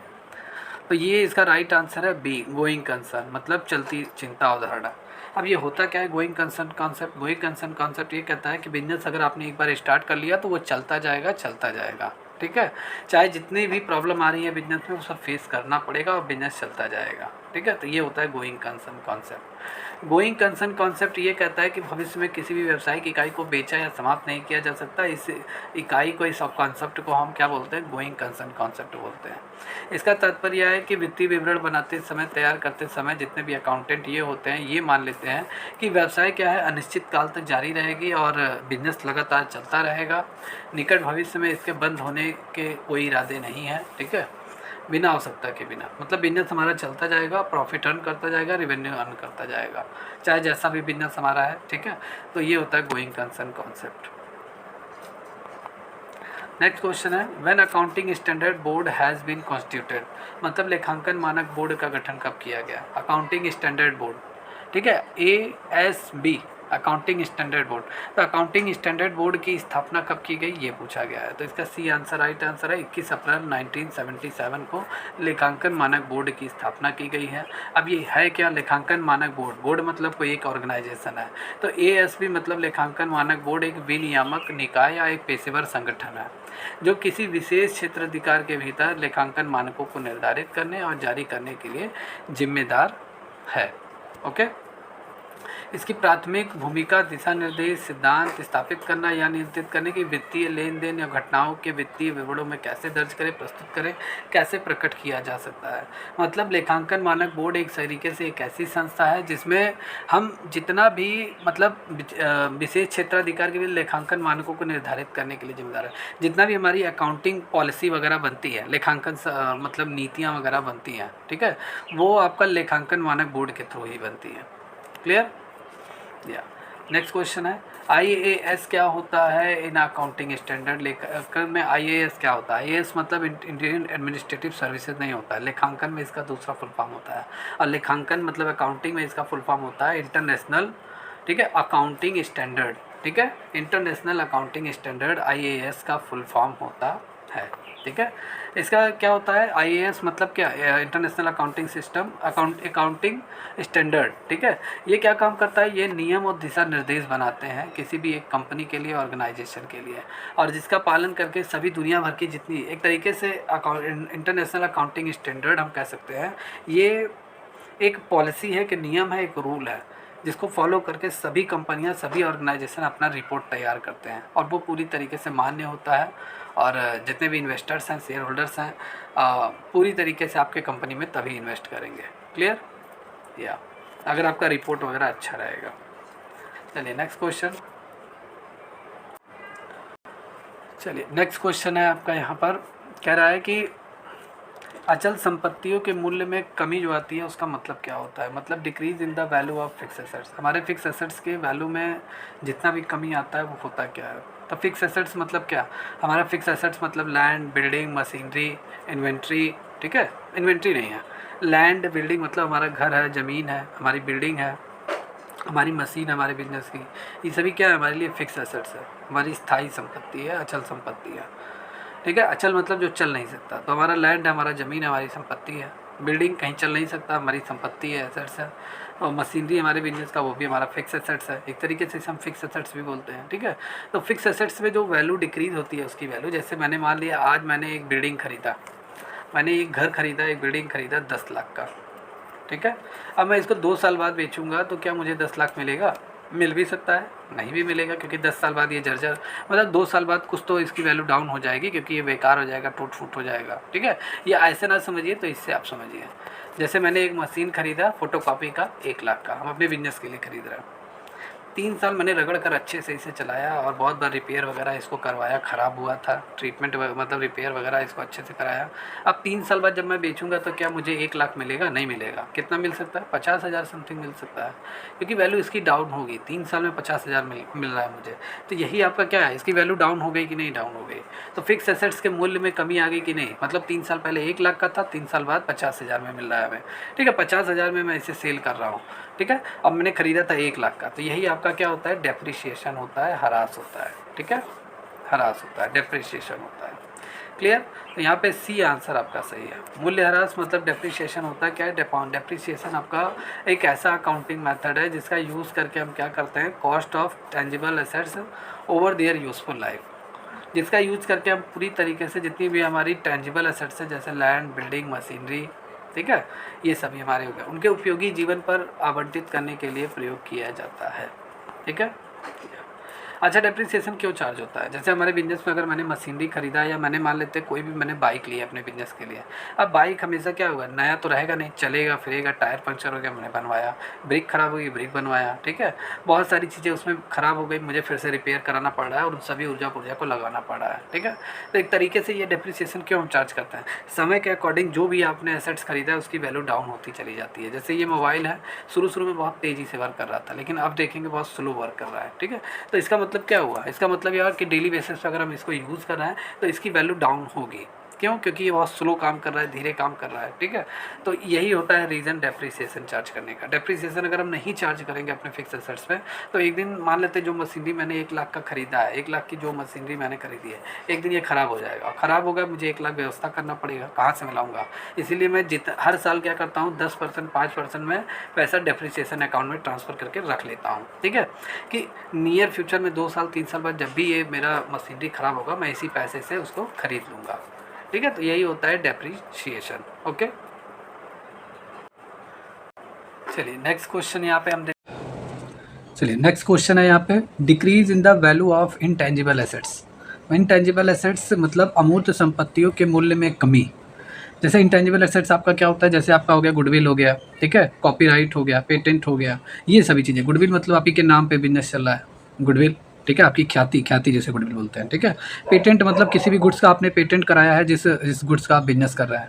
ठीक है, आपने पेटेंट कराया, तो अब उस गुड्स का पेटेंट कोई और भी मतलब उसी पेटेंट मतलब होता है कि उस तरह का माल कोई और नहीं बना के उस नाम से बेच सकता है। कॉपीराइट जैसे आप मान लेते हैं आपने कोई डिज़ाइन मतलब कोई भी अच्छा सा डिज़ाइन, टी शर्ट डिज़ाइन आपने कर दिया, ठीक है, या आप मान लेते हैं जो कंपनी चला रहे हैं अपने नाम का आपने कॉपीराइट ले लिया, ABC कंपनी आप चला रहे हैं। अब आपके नाम से कोई भी दूसरा मतलब कंपनी वाला उस नाम को नहीं ले सकता। अगर वो लेगा तो आपको कॉपीराइट के एवज़ में, मतलब आप ही का है, आपने कॉपीराइट करा रखा है, तो उसके बदले में वो आपको कुछ कमीशन वगैरह देगा। ठीक है, तो ये हमारे इंटेंजिबल एसेट्स होते हैं, इनसे हमारी कमाई होती है। जैसे गुडविल, मैं कितना फेमस हूँ, मेरा कोचिंग कितना चल रहा है, मेरे नाम से चल रहा है। जैसे खान सर है तो खान सर के नाम से कोचिंग चल रहा है। ठीक है, सभी बच्चे उनके नाम से किसी भी इंस्टीट्यूट में जहाँ पे वो पढ़ाते हैं उन्हीं के नाम पे बच्चे आते हैं। ये खान सर ने अगर कह दिया कि ये इंस्टीट्यूट काफ़ी अच्छा है, यहाँ पे जाइए पढ़ने, तो उनके नाम से वो इंस्टीट्यूट चलने लगेगा। तो ख्याति मतलब आपके नाम से बिजनेस चल रहा है। एक तरीके से ये हमारा क्या होता है, इंटेंजिबल एसेट्स होता है। तो अमूर्त संपत्तियाँ मतलब अगर इनकी वैल्यू डाउन हो तो उसे हम क्या कहेंगे, तो उसे हम कहेंगे अमोरिटाइजेशन, मतलब परिशोधन हम कहेंगे। जैसे अगर आपकी गुडविल बेकार हो रही है, आपका बिजनेस धीरे धीरे बेकार चल रहा है, आपकी गुडविल डाउन हो गई, गुडविल मतलब ख्याति, ठीक है, अभी तक आपके नाम से चल रहा था, जब मुकेश अंबानी है उनके नाम से बिजनेस चल रहा है, उन्हीं के नाम से जियो जो कंपनी है, उन्हीं के मतलब जियो कंपनी मीन्स मुकेश अंबानी, ठीक है, तो जाहिर सी बात है उनकी गुडविल की वजह से उनका बिजनेस चल रहा है। अब गुडविल भी बहुत बार क्या होता है कि डाउन होता है गुडविल भी। जैसे अगर आप कोई गलत काम कर रहे हैं, जैसे कोई हॉस्पिटल वगैरह है, आप देखे होंगे काफ़ी फेमस है, लेकिन अचानक उसमें एक पेशेंट का जो इलाज है बहुत ही बेकार हो गया, घटिया हो गया, तो उसकी गुडविल ऑटोमेटिक डाउन हो जाती है। ठीक है, तो जाहिर सी बात है कि जब इंटेंजिबल एसेट्स की वैल्यू डाउन होती है, उसे हम एक वर्ड में क्या कहते हैं, तो हम परिशोधन कहते हैं, अमोरिटाइजेशन कहते हैं। ठीक है, A is the right answer of this question. Depreciation आप लोग समझ रहे होंगे, आपके फिक्स एसेट्स मतलब आपका बिल्डिंग, मशीनरी, अगर इनकी वैल्यू डाउन होती जाती है डे बाई डे, तो उसे हम बोलते हैं डेप्रिसिएशन। ठीक है, मूल्य ह्रास बोलते हैं। क्लियर? डिप्लेशन होगा नहीं, तो यहाँ पे ए आंसर आपका राइट है। देखिए, अमूर्त संपत्तियों के मूल्य में कमी का हिसाब आमतौर पर परिशोधन के जरिए लगाया जाता है। परिशोधन मतलब क्या? Amortization. Amortization is a process of allocating cost of intangible assets over useful life and it is similar to the depreciation for intangible assets and depletion for the natural resources. मतलब परिशोधन जो होता है आपका, ये अमूर्त संपत्ति की लागत को उसके उपयोगी जीवन पर आवंटित करने की प्रक्रिया है। जैसे आपका बिजनेस आपके नाम से चल रहा है, कितने सालों तक चलता रहेगा, ठीक है? अमोरिटाइजेशन द्वारा उसके उपयोगी जीवन कब तक वो चलता रहेगा, उस हिसाब से डिसाइड किया जाता है। मूर्त संपत्तियों के लिए मूल्यह्रास और प्राकृतिक संसाधनों के लिए हमारा क्या? मूल्य संपत्ति मतलब मूर्त संपत्तियाँ जैसे लैंड, बिल्डिंग, मशीनरी, इन सब पे हमारा डेप्रिसिएशन चार्ज होता है। लैंड पे चार्ज नहीं होता है, ज़मीन इसके एक्सेप्शन है, क्योंकि ज़मीन की वैल्यू आज अगर 5 लाख है, 10 साल बाद वो कितना हो जाएगा? 50 लाख का हो जाएगा, तो उसकी वैल्यू कभी डाउन नहीं होती है, ये अपवाद में है। बाकी बिल्डिंग हो गया, फ्रिज हो गया, कूलर हो गया, कोई भी आपका फिक्स एसेट्स है, ठीक है? कोई भी फिक्स एसेट्स है आपका, वो सभी आपके क्या है? उन सब पे आपका डेप्रिसिएशन चार्ज होता है। क्लियर? या परिशोधन की अगर हम बात करें तो अमूर्त संपत्तियों की उनके उपयोगी जीवन पर आवंटन करना। जैसे आपका इंटेंजिबल एसेट्स में क्या क्या आएगा? पेटेंट, कॉपीराइट, ट्रेडमार्क, गुडविल, इनको अनुमानित उपयोगी जीवन में परिशोधित करना, ठीक है? जो उनके आर्थिक लाभों की खपत और संपत्ति समाप्ति को दर्शाता है। ओके, जैसे आपने ट्रेडमार्क कराया है, किसी भी गुड्स का कॉपीराइट कराया, ट्रेडमार्क कराया, तो एक समय बाद वो क्या होगा? उसका रिन्यूअल हमें कराना पड़ता है ना, कॉपीराइट चार्जेस फिर से रिन्यूअल देना पड़ता है, तो वही होता है अमोरिटाइजेशन। उसके यूजफुल लाइफ पे कब तक वो पूरी तरीके से चलेगा, फिर एक समय बाद हमें रिन्यूअल कराना पड़ता है। क्लियर? या चलिए, यहाँ पे मूल्यह्रास तो मैंने आपको पिछले क्वेश्चन में बताया है। मूल्यह्रास मतलब डेप्रिसिएशन, हमारा जैसे फिक्स एसेट्स है, भवन, मशीनरी, उपकरण आदि को लागत उसके उपयोगी जीवन में बांटना। जैसे मैंने एक बाइक खरीदा, आज तो सही है 1 लाख का मैंने खरीदा है, 10 दिन बाद वो टूट फूट गया, तो जाहिर बात है उसकी वैल्यू ऑटोमेटिक डाउन हो जाएगी। अब वो 1 लाख में नहीं बिकेगा, ठीक है? तो उसकी वैल्यू डाउन हो गई, तो वो मूल्यह्रास के कारण हुआ, ठीक है? डेप्रिसिएशन उसमें आ गया, उसकी वैल्यू डेप्रिसिएट हो गई। क्लियर? चलिए, नेक्स्ट क्वेश्चन है, depreciation arise because due to. Depreciation आपका क्यों चार्ज किया जाता है? मूल्यह्रास किन कारणों से होता है? तो देखिए, इसका जो राइट आंसर है फिजिकल वियर एंड टीयर, मतलब शारीरिक टूट फूट के कारण मूल्यह्रास चार्ज होता है। जैसे मैंने अभी आपको बताया ना, जैसे ये बाइक मान लेते हैं आपने खरीदा, ये बाइक आपने खरीद लिया, ठीक है? ये बाइक आपने खरीद लिया, ठीक है? 1 मिनट, ये आपने खरीदा 1 लाख का। अब 10 दिन तक आपने अच्छे से इस्तेमाल किया और 10वें दिन जाके ये क्या हो गया? इसका एक पहिया पूरी तरीके से पंचर हो गया, आगे का पूरा हेडलाइट वगैरह टूट गया। आप उसे रिपेयर कराओगे, क्या आप मार्केट में आप ले जाओगे, क्या वो 1 लाख में बिक जाएगा? नहीं ना, वो नहीं बिकेगा 1 लाख में। अब उसकी वैल्यू ऑटोमेटिक डाउन हो गई, ज़्यादा से ज़्यादा वो बिकेगा 90,000 में, क्योंकि 10 दिन पुराना भी हो गया और इसको आपने रिपेयर भी कराया है, तो इस वजह से इसकी वैल्यू डेप्रिसिएट हो गई। तो राइट आंसर इसका होगा फिजिकल वियर एंड टीयर। कोई भी ए टू जेड किसी भी गुड्स को आप देख लीजिए, कोई भी नया मोबाइल भी अगर आप नया लेकर आइए, 5G मोबाइल आप लेकर आइए, मान लेते हैं आप 20,000 का 5G मोबाइल ला रहे हैं, आज ही उसका लेकर आए और शाम तक ही उसका शीशा वगैरह टूट गया, टच टूट गया, तो क्या दोबारा ले जाने पे क्या वो फिर से 20,000 में वापस आप किसी को बेच पाओगे? नहीं ना। जाहिर सी बात है, जब वो आप रिपेयर उसे कराओगे, टूटने के बाद रिपेयर कराओगे, तो उसकी वैल्यू ऑटोमेटिक डाउन हो जाती है। तो यही होता है मूल्यह्रास, डेप्रिसिएशन। ओके, चलिए, स्टॉक क्या होता है? तो स्टॉक मतलब जिस गुड्स का हम बिजनेस करते हैं, जिस गुड्स को हम बेचते हैं अपने बिजनेस में, ठीक है, वही हमारा स्टॉक होता है। क्लियर? वही हमारा क्या होता है? स्टॉक होता है।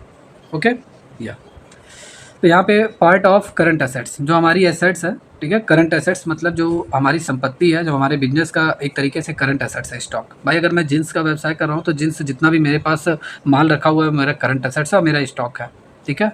किसी भी चीज़ का मैं अगर बिजनेस कर रहा हूँ, मान लेता हूँ मैं डालडा का बिजनेस कर रहा हूँ या सोयाबीन ऑयल का मैं बिजनेस कर रहा हूँ, टैंक वैंक मैं पूरा बेच रहा हूँ, तो वो मेरे लिए मेरा एसेट्स है, करंट एसेट्स है, और वो मेरा स्टॉक है। समझ में आया? वो मेरा स्टॉक है, ठीक है? तो जो हमारा स्टॉक होता है वो हमारी क्या होती है? हमारी करंट एसेट्स होती है। और करंट एसेट्स मतलब क्या होता है? करंट एसेट्स मतलब जिनको हम बेचकर तुरंत पैसे में कन्वर्ट कर सकते हैं, तुरंत हम कैश में कन्वर्ट कर सकते हैं, तो वो हमारा क्या होता है? हमारा करंट एसेट्स हमारा होता है। ओके, या यहाँ पे ए आंसर आपका राइट है, ठीक है? अकाउंटिंग और फाइनेंस में स्टॉक और इन्वेंट्री का मतलब एक ही होता है, ठीक है? अकाउंटिंग में हम स्टॉक बोलते हैं और इन्वेंट्री भी हम बोलते हैं, ऐसी बात नहीं है, इन्वेंट्री भी हम बोलते हैं। ओके, या तो ये आपका हो गया, ठीक है? तात्पर्य उन वस्तुओं सामग्रियों से है जिन्हें व्यवसाय में पुनः विक्रय या उत्पादन के उद्देश्य से रखा जाता है। भाई हम बिजनेस में स्टॉक क्यों रखते हैं? हम उसे सेल करने के लिए हम खरीदते हैं, अगर हम प्रोडक्शन करवा भी रहे हैं अपने कंपनी में, फैक्ट्री में, तो हम सेल करने के लिए कर रहे हैं, ठीक है। और इन्वेंट्री में हमारे क्या क्या आ जाता है, इन्वेंट्री में हमारे आ जाता है कच्चा माल आ जाता है, रॉ मटेरियल, कार्य प्रगति टाइम, तैयार माल, ये सभी चीज़ें, work in progress, item, finish goods, ये सारी चीज़ें आ जाती हैं। यहाँ पे हम टाइप्स ऑफ स्टॉक के बारे में बात करें, स्टॉक कितने प्रकार के होते हैं, तो स्टॉक हमारा सबसे पहले एक रॉ मटेरियल हमारा होता है, ये भी हमारा एक स्टॉक ही होता है, हमारी संपत्ति है भाई, मैंने पैसा लगा के खरीदा है, ठीक है। फिर उसके बाद कार्य प्रगति, भाई स्टॉक को हम लेकर आए और हमने क्या किया, जैसे हमें पार्ले बिस्कुट हमें बनाना है, हमने मैदा वगैरह, हमने आटा वगैरह लेकर आया, मैदा से बन रहा है जो भी है। अब मैदा आटा मैं लेकर आया, वो लगभग मेरा रॉ मटेरियल है, कच्चा उत्पाद है, मेरा कच्चा माल है, मेरा करंट एसेट्स है, मेरा स्टॉक है। अब मैं उसको फैक्ट्री में डाल रहा हूँ और फैक्ट्री में अभी बन रहा है, प्रोसेसिंग में है, शुगर वगैरह सब मिल चुका है, लेकिन अभी पूरा कंप्लीट नहीं हुआ है। तो वर्क इन प्रोग्रेस मतलब जो अभी कार्य के प्रगति में अभी पूरी तरीके से तैयार नहीं हुआ है, या बिस्कुट तैयार हो गया, अभी पैकिंग नहीं हुई है, तो वो भी हमारा करंट एसेट्स है। और तैयार माल मतलब फिनिश गुड्स, बिस्कुट पूरा तैयार हो गया, पैकिंग वैकिंग सब रेडी हो गया, मार्केट में मैं बेचने के लिए जा रहा हूँ, ठीक है, सप्लाई करवा रहा हूँ। तो ये भी एक तरीके से जो माल मेरा उत्पाद पूरा हो चुका है, जो बन चुका है, बिक्री के लिए तैयार है, वो भी हमारा पूरी तरीके से क्या है, करंट एसेट्स है, हमारा स्टॉक है। तो स्टॉक आपके 3 प्रकार के होते हैं, एक आपका होता है कच्चा माल, मतलब जिसे रॉ मटेरियल बोलते हैं, सेकंड है आपका वर्क इन प्रोग्रेस मतलब कच्चे कार्य प्रगति, थर्ड है आपका तैयार माल मतलब फिनिश गुड्स आपका होता है। ओके, चलिए नेक्स्ट क्वेश्चन है, क्लोजिंग स्टॉक आपका क्या होता है। देखिए क्लोजिंग स्टॉक आपका होता क्या है, ओपनिंग स्टॉक आप लोगों ने सुना होगा और क्लोजिंग स्टॉक आपका, ठीक है। तो ओपनिंग स्टॉक क्या होता है, मतलब मैं बिजनेस स्टार्ट करने जा रहा हूँ, मेरे पास शुरुआत में कितना माल मेरे पास पहले से बचा हुआ है, ठीक है, या मैं बिजनेस स्टार्ट करने जा रहा हूँ, मेरे पास पहले से कुछ माल पहले से मैंने रखा हुआ था, तो वो मेरा ओपनिंग स्टॉक हो गया, या मैंने बिजनेस स्टार्ट करने के पहले खरीदा था, ओपनिंग स्टॉक, ठीक है। बिजनेस में स्टार्ट करने जा रहा हूँ और मैंने अभी अभी खरीदा है, ओपनिंग स्टॉक है। क्लोजिंग स्टॉक क्या होता है, पूरा साल भर बीत गया और साल भर के लास्ट में कुछ माल मेरा बच जाता है जिसे मैं सेल नहीं कर पाता हूँ, बेच नहीं पाता हूँ मैं, अनसोल्ड रहता है, मतलब जिसे मैं अभी सेल नहीं कर पाया। तो जो माल मेरे फैक्ट्री में, मेरे गोदाम में बच जाता है, जिसे अभी तक मैंने बेच नहीं पाया है, ठीक है, मैं अब अगले साल का इंतजार करूँगा, क्या ये साल पूरा बीत गया, कल नया साल है 1 जनवरी, मतलब 31 दिसंबर आपका लास्ट डेट मैं मान रहा हूँ फाइनेंशियल ईयर का, ठीक है, 1 जनवरी से 31 दिसंबर। अब मैं सोच रहा हूँ कि 31 दिसंबर तो बीत गया, अगले साल फिर 1 जनवरी को मैं इसको सेल करूँगा, ठीक है। तो जो भी मेरे गोदाम में बच जाता है जितना भी माल, वो मेरा क्लोजिंग स्टॉक होता है, ठीक है, क्लोजिंग स्टॉक होता है। और इसकी वैल्यू हम कैसे करते हैं, तो इसकी वैल्यू हम क्या करते हैं, इसके कॉस्ट प्राइस पे करते हैं, इसके मार्केट वैल्यू, मार्केट प्राइस के आधार पे करते हैं, दोनों में जो कम हो, ठीक है। मार्केट प्राइस में मतलब अगर मैं मान लो मेरे पास 100 पार्ले बिस्कुट मेरे पास बचा हुआ है, इसकी मार्केट प्राइस क्या है, 5-5 रुपये के हिसाब से, लेकिन मैं 4 रुपये में सेल कर रहा हूँ, ठीक है, ये हो गया। और एक तो मेरा तैयार करने में टोटल लागत कितना आया है, 3 रुपये आया है, 4 रुपये आया है, कितना आया है, तो दोनों में से जो कम होता है उसी पे मैं इसकी वैल्यू करता हूँ, ठीक है। या तो क्लोजिंग स्टॉक मतलब इसे हम अंतिम इन्वेंट्री, मतलब हम क्या कहते हैं, एंडिंग इन्वेंट्री के नाम से जानते हैं। और इसका मूल्यांकन हम किस पे करते हैं, लागत मूल्य पर, या हम इसके शुद्ध प्राप्ति योग्य मूल्य पर करते हैं, जितने पे हम इसे मार्केट में बेच ले जाएं उस पे भी हम इसका वैल्यूएशन करते हैं, ठीक है। भाई जाहिर सी बात है, आप जितने में मार्केट में बेचेंगे उसी पे ही तो वैल्यू करेंगे अपने क्लोजिंग स्टॉक का, कि यार मेरे पास 100 यूनिट अभी बचा हुआ है, 100 यूनिट अभी पार्ले बिस्कुट बचा हुआ है और मैं इसको मार्केट में बेचना है। आप मान लेते हैं कि थोक विक्रेता है, आप 4-4 रुपये में भी बेच ले जा रहा है, या मान लेते हैं 4 नहीं, आप 4.5 रुपये में बेच रहे हैं, तो आप इसकी वैल्यू कितने में करेंगे, जितने में आप बेच पाएंगे उसी पे ही तो आप पूरा वैल्यू करेंगे कि मैंने इतने में बेचा है, तभी तो आप पूरा अपना प्रॉफिट वगैरह जोड़ पाएंगे कि हाँ मैंने 4.5 रुपये में बेचा है तो 100 यूनिट का दाम 45 रुपये आएगा, ठीक है। और अगर 4 रुपये में बेचा तो 40 रुपये आपका आएगा, ठीक है, ये आपका आएगा 4 रुपये में, 400 रुपये, हाँ ये आपका आ जाएगा, ठीक है। 400 रुपये और 450 आएगा, हाँ ये ठीक है, ठीक है। तो ये मेरा कहने का मतलब ये था कि आप उस पर वैल्यूट करेंगे, ठीक है, मार्केट प्राइस के आधार पे, या आपका जितना लागत लगा उस पर कैलकुलेशन करेंगे, ओके। या चलिए नेक्स्ट क्वेश्चन यहाँ पे अब हम देखते हैं, मैन्युफैक्चरिंग अकाउंट हम क्यों प्रिपेयर करते हैं। मैन्युफैक्चरिंग अकाउंट आपको मैंने पढ़ाया है क्लास में, ठीक है, कि फाइनल अकाउंट के बारे में मैंने पढ़ाया है आप सभी को, फाइनल अकाउंट जो मैं पढ़ा रहा था, एक मैं बनाता हूँ मैन्युफैक्चरिंग अकाउंट, एक मैं बनाता हूँ क्या, ट्रेडिंग अकाउंट। फाइनल अकाउंट में क्या क्या कौन से स्टेटमेंट आप प्रिपेयर करते हैं, एक मैन्युफैक्चरिंग अकाउंट, एक आपका ट्रेडिंग अकाउंट, एक आपका क्या बनता है, प्रॉफिट एंड लॉस अकाउंट, एक आपका क्या बनता है, आपका बैलेंस शीट बनता है, ठीक है। बैलेंस शीट से हमें पता चलता है हमारे बिजनेस की फाइनेंशियल पोजीशन क्या है, हमारे बिजनेस में कितना एसेट्स है, कितनी लायबिलिटीज़ है। प्रॉफिट एंड लॉस से हमें ये मालूम चलता है कितना हमें नेट प्रॉफिट हो रहा है, कितना हमें नेट लॉस हो रहा है, शुद्ध लाभ शुद्ध हानि हमारे बिजनेस का पता चलता है। Trading and profit and loss से हमारी ग्रॉस प्रॉफिट, ठीक है, और ग्रॉस लॉस हमें पता चलता है। मैन्युफैक्चरिंग अकाउंट में ये पता चलता है कितना माल तैयार करने में कितना टोटल कॉस्टिंग आई है, ठीक है। हमें माल तैयार करने में टोटल कुल कितना खर्चा आ रहा है, उस सभी चीज़ों को हम मैन्युफैक्चरिंग अकाउंट में प्रिपेयर करते हैं। ठीक है। तो निर्मित माल की लागत पता करने के लिए भाई, अगर हम किसी चीज़ का अगर हम प्रोडक्शन करवा रहे हैं तो उसकी टोटल, उसको तैयार करवाने में, उस गुड्स को तैयार कराने में टोटल खर्चा कितना आ रहा है। जैसे मैगी मैं बनवा रहा हूँ, मैगी, अब मैंने 1000 ऑर्डर मैगी का दे दिया। ठीक है। अपने एम्प्लॉय से मैंने कह दिया कि 1000 आप बनवाइए। अब 1000 मैगी अगर बनवाने में टोटल खर्चा कितना आ रहा है, 200 आ रहा है, 300 आ रहा है, 400 आ रहा है, उसका पता लगाने के लिए हम मैन्युफैक्चरिंग अकाउंट हम बनाते हैं। ठीक है। A is the right answer of this question. देखिए, मैन्युफैक्चरिंग अकाउंट एक विशेष प्रकार का आपका खाता होता है और विनिर्माण कंपनियां, मतलब मैन्युफैक्चरिंग कंपनियों द्वारा ये आपका प्रिपेयर किया जाता है। इसका बनाने का मुख्य उद्देश्य क्या होता है? इसका उद्देश्य होता है कि उत्पादन प्रक्रिया के दौरान खर्चों और लागतों को क्या निर्धारित करना, और या उत्पादन मतलब जो भी गुड्स हम तैयार करवा रहे हैं उसकी टोटल कॉस्टिंग कितनी आ रही है ये पता लगाने में, और ट्रेडिंग अकाउंट से पहले हम प्रिपेयर करवाते हैं। ठीक है। या अनअर्न इनकम क्या होता है? अनअर्न इनकम मतलब अनर्जित आय खाता। अनअर्न इनकम, देखिए अनअर्न इनकम का मतलब यहीं पे आपका क्लियर हो जा रहा है। हिंदी में बहुत सारे स्टूडेंट कंफ्यूज होंगे। अनर्जित, ऐसा नहीं है, कंफ्यूज नहीं, मेरे हिसाब से सही होगा। अन तो यहीं पे क्लियर हो जाए। अर्न मतलब हमने कमाया, और अन लग गया तो मतलब उसका जस्ट अपोजिट, मतलब अभी मैंने नहीं कमाया। ठीक है। अर्न मतलब कमाया, और अन लग गया तो मतलब अपोजिट हो गया, मतलब अभी तक मैंने कमाया ही नहीं है पैसा। तो जो पैसा आपने कमाया नहीं है वो कैसा अकाउंट होता है? ठीक है। अनर्जित, अर्जित मतलब क्या? आपने अर्जित कर लिया, आपने कमा लिया। अन लग गया तो मतलब आपने अभी नहीं अर्जित किया है। ठीक है। तो वो आपका क्या होता है? वो आपकी लायबिलिटी होती है। ठीक है। वो आपकी लायबिलिटी होती है, देता होती है, क्योंकि अभी आपने कमाया ही नहीं है, अभी आपने कमाया ही नहीं है, तो वो आपकी अन इनकम होती है। अनर्जित आय खाता आपका होता है। ओके। या अनर्जित आय खाता होता है। अच्छा, ये कंडीशन कब आता है? आप सभी लोगों से मैं पूछ रहा हूँ, ये कंडीशन कब आता है? जैसे देखिए, जैसे इसका कंडीशन कब आता है, लायबिलिटी क्यों मानी जाती है? जैसे ये मान लेता हूँ मैं हूँ, ये मेरा कस्टमर है। ठीक है। अब मेरे कस्टमर ने कहा कि मुझे भैया सर 5 लाख का मुझे ऑर्डर चाहिए। ठीक है। 5 लाख का मुझे माल आप दे दीजिए। ठीक है। इसने मुझे ऑर्डर दिया कि 5 लाख का सामान मैं आपसे ख़रीदना चाहता हूँ, और इसने 2 लाख रुपया मुझे एडवांस में दे दिया। चेक निकाल के फटाक से इसने मुझे दे दिया 2 लाख रुपये। लेकिन मैंने आनाकानी किया, मैंने कहा कि अभी तो मेरे पास सामान है नहीं, गुड्स है नहीं, और 6 नहीं, मैं आपको 4 महीने बाद ही कहीं सामान मैं आपको डिलीवर कर पाऊँगा 5 लाख का सामान। ठीक है। अभी मेरे पास बहुत ऑर्डर है, अभी वही नहीं कंप्लीट हुआ है, आपका मैं सबसे लास्ट में होगा, तो 4 महीने बाद ही मैं आपको सामान भिजवा पाऊँगा, गुड्स भिजवा पाऊँगा। लेकिन इसने तो मुझे 2 लाख दे दिया, अभी मैंने इसको सामान डिलीवर ही नहीं किया, गुड्स दिया ही नहीं, और इसने मुझे 2 लाख दे दिया। तो ये 2 लाख रुपए मेरी इनकम नहीं है, क्योंकि अभी मैंने सामान इसको दिया ही नहीं है, इसके हाथों में अभी पहुँचा ही नहीं है। जब मैंने इसको दिया ही नहीं है, गुड्स वगैरह माल मैंने इसको दिया ही नहीं है, तो ये पैसा मेरा कैसे हो सकता है?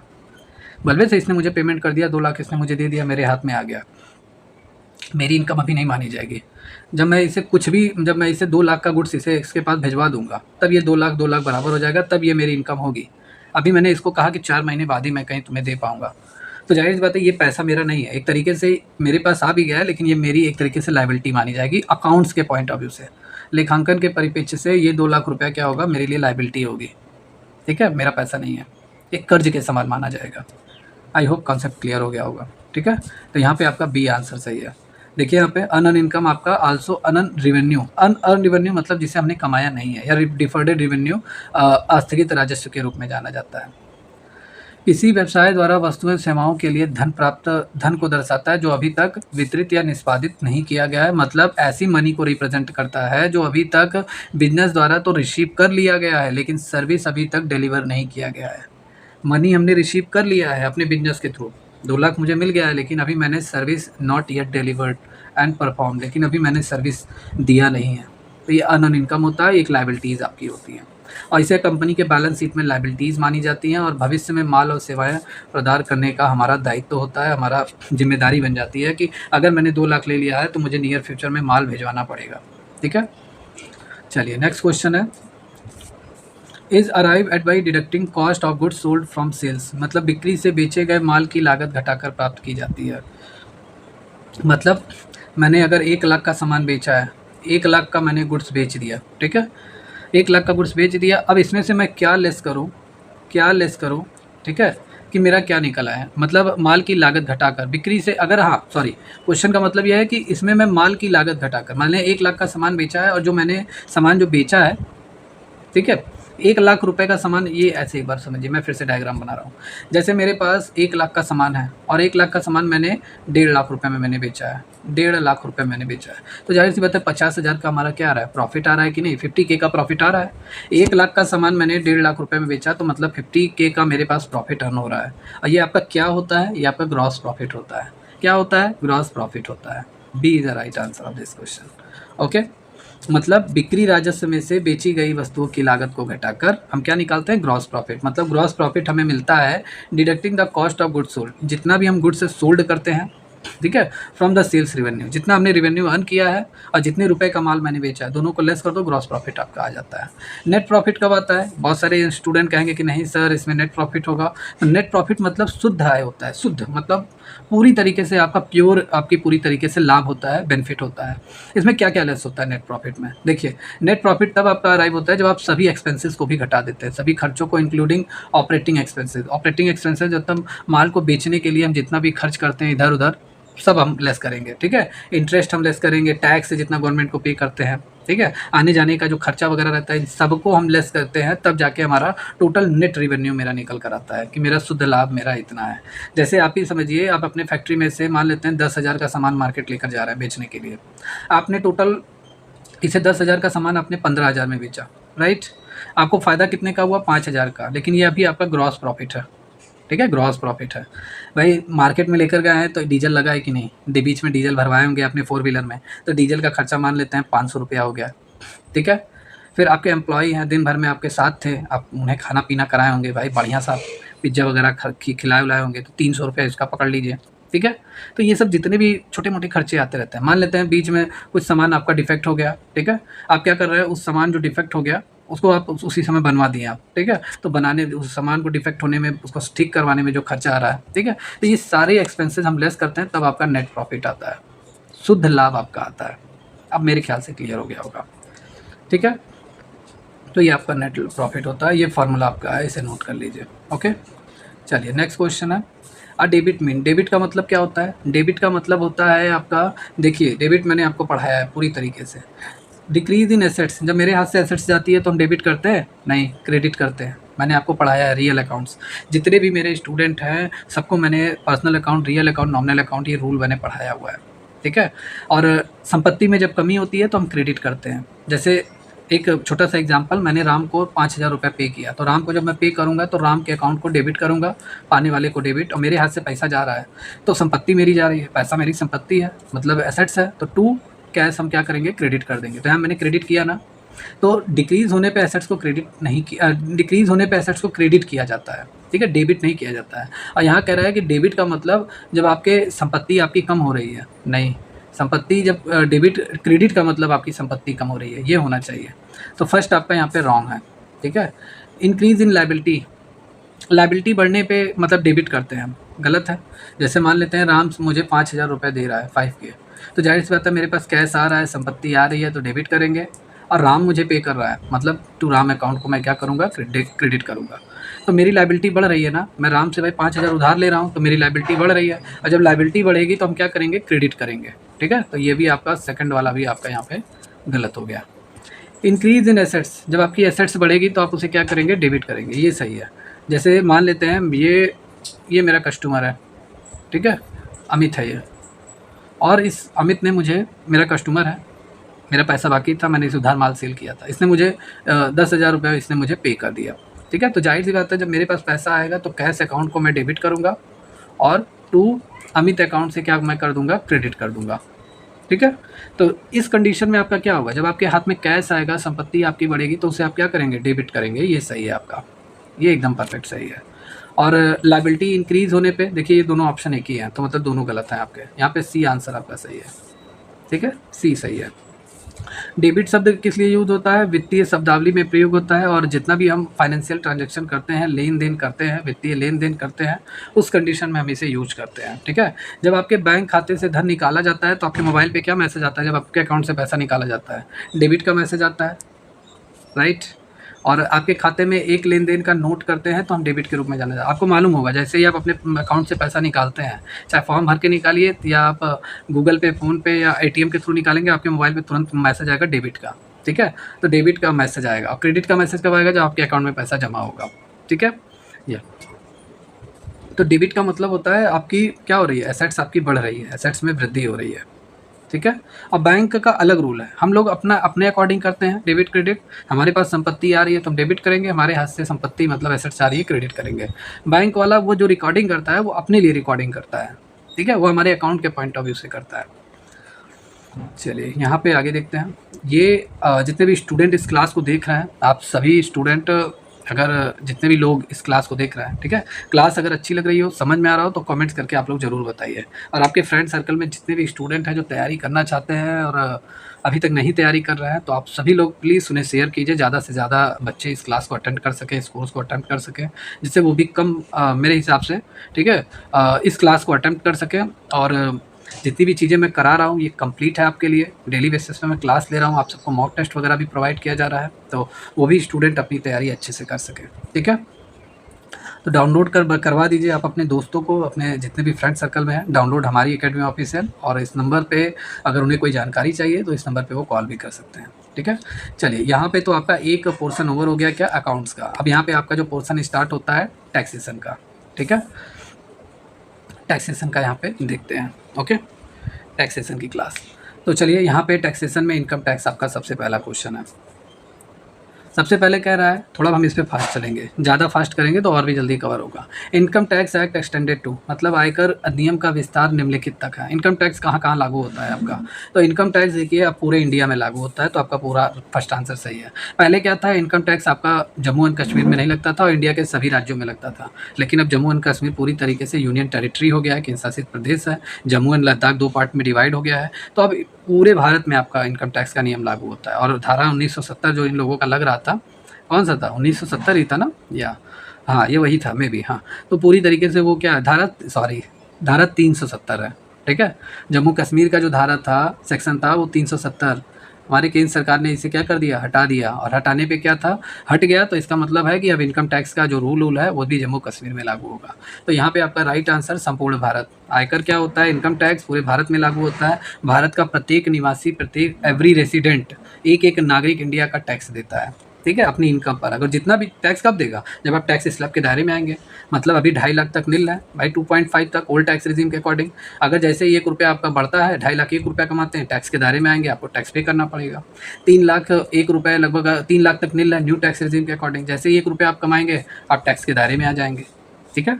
ये मैं टैक्स स्लैब के अकॉर्डिंग बता रहा हूँ। अभी मैंने इसमें अभी आप लोग ये मत कहिए कि sir 7 lakh new tax regime में के अकॉर्डिंग मिल रहा है और ओल्ड टैक्स रिजीम के अकॉर्डिंग 5 लाख तक मिल रहा है। उसमें क्या होता है, आपको रिबेट मिलता है, छूट मिलता है, सेक्शन 87A का मिलेगा। तो आप ओल्ड टैक्स रिजीम में 5 लाख और न्यू टैक्स रिजीम में 7 लाख तक आपको छूट मिलती है, टैक्स नहीं पे करना पड़ेगा आपको। अभी मैं क्लासेज में आपको पढ़ाऊँगा। या चलिए यहाँ पे देखते हैं नेक्स्ट, आपका taxable income is determine on the basis of, कर योग्य आय का निर्धारण किया जाता है। टैक्सेबल इनकम मतलब पूरी तरीके से जिसमें उस इनकम पे जिसमें मेरा टैक्स लगेगा, वही हमारा होता है टैक्सेबल इनकम। टैक्सेबल इनकम हम किस बिहाफ पे डिसाइड करते हैं, तो टैक्सेबल इनकम आपका रेसिडेंशियल स्टेटस के आधार पर तय होता है। आप भारत के कैसे निवासी है, जैसे रेसिडेंट होने के 3 कंडीशन है। एक आपका है ऑर्डिनरी रेसिडेंट, एक आपका है NOR नॉट ऑर्डिनरी रेसिडेंट, और एक आपका नॉन रेसिडेंट, ठीक है। ऑर्डिनरी रेसिडेंट मतलब साधारण निवासी। अगर आप इंडिया के साधारण निवासी हैं तो इंडिया में आप पैसे कमा रहे हैं, या इंडिया के बाहर विदेशों में कहीं पर भी पैसा कमा रहे हैं, सब जगह की इनकम पे आपको भारत सरकार को टैक्स देना पड़ेगा। नॉट ऑर्डिनरी रेसिडेंट हैं तो आप सिर्फ और सिर्फ इंडिया में कमाए हुए पैसे पे टैक्स पे करेंगे, और कुछ कंडीशन में विदेशों में नहीं, आप इंडिया में अगर कमा रहे हैं तो इंडिया में ही आपको कमाई हुई इनकम पे टैक्स देना पड़ेगा। और नॉन रेसिडेंट का क्या है, अगर ये इंडिया में पैसा कमा रहे हैं तभी टैक्स देगा, विदेशों में नहीं टैक्स देगा, ठीक है। NOR के लिए कुछ कंडीशन है, क्लास में जब पढ़ाऊँगा आप सभी लोग को, या जितने लोग पढ़ चुके हैं, जो अदर कोर्सेज ज्वाइन किए हुए हैं, इस कोर्स के साथ दूसरे कोर्स भी ज्वाइन किए हुए हैं, उस भी सभी स्टूडेंट लगभग पढ़ चुके हुए हैं, ठीक है, तो उन्हें समझ में आ रहा होगा। बाकी ऐसा नहीं, अभी आपको भी समझ में आएगा। नॉन रेसिडेंट का बहुत सारा रूल है, ये पूरा एक चैप्टर है इनकम टैक्स का। ऐसे ही मैं नहीं कह रहा हूँ कि आपका ये हल्के में लीजिए, ठीक है। मैं आप सबको बता रहा हूँ कि इनकम टैक्स ईमानदारी से पढ़ेंगे तो लगभग आपका मेरे हिसाब से 2.5 से 3 महीना लग जाएगा। 7 से 8 चैप्टर है उसमें, ठीक है। आप लोग के आयोग वाले जो हैं वो ऐसे ही बस सब्जेक्ट लिख दिए हैं, कहीं चैप्टर मेंशन नहीं किए।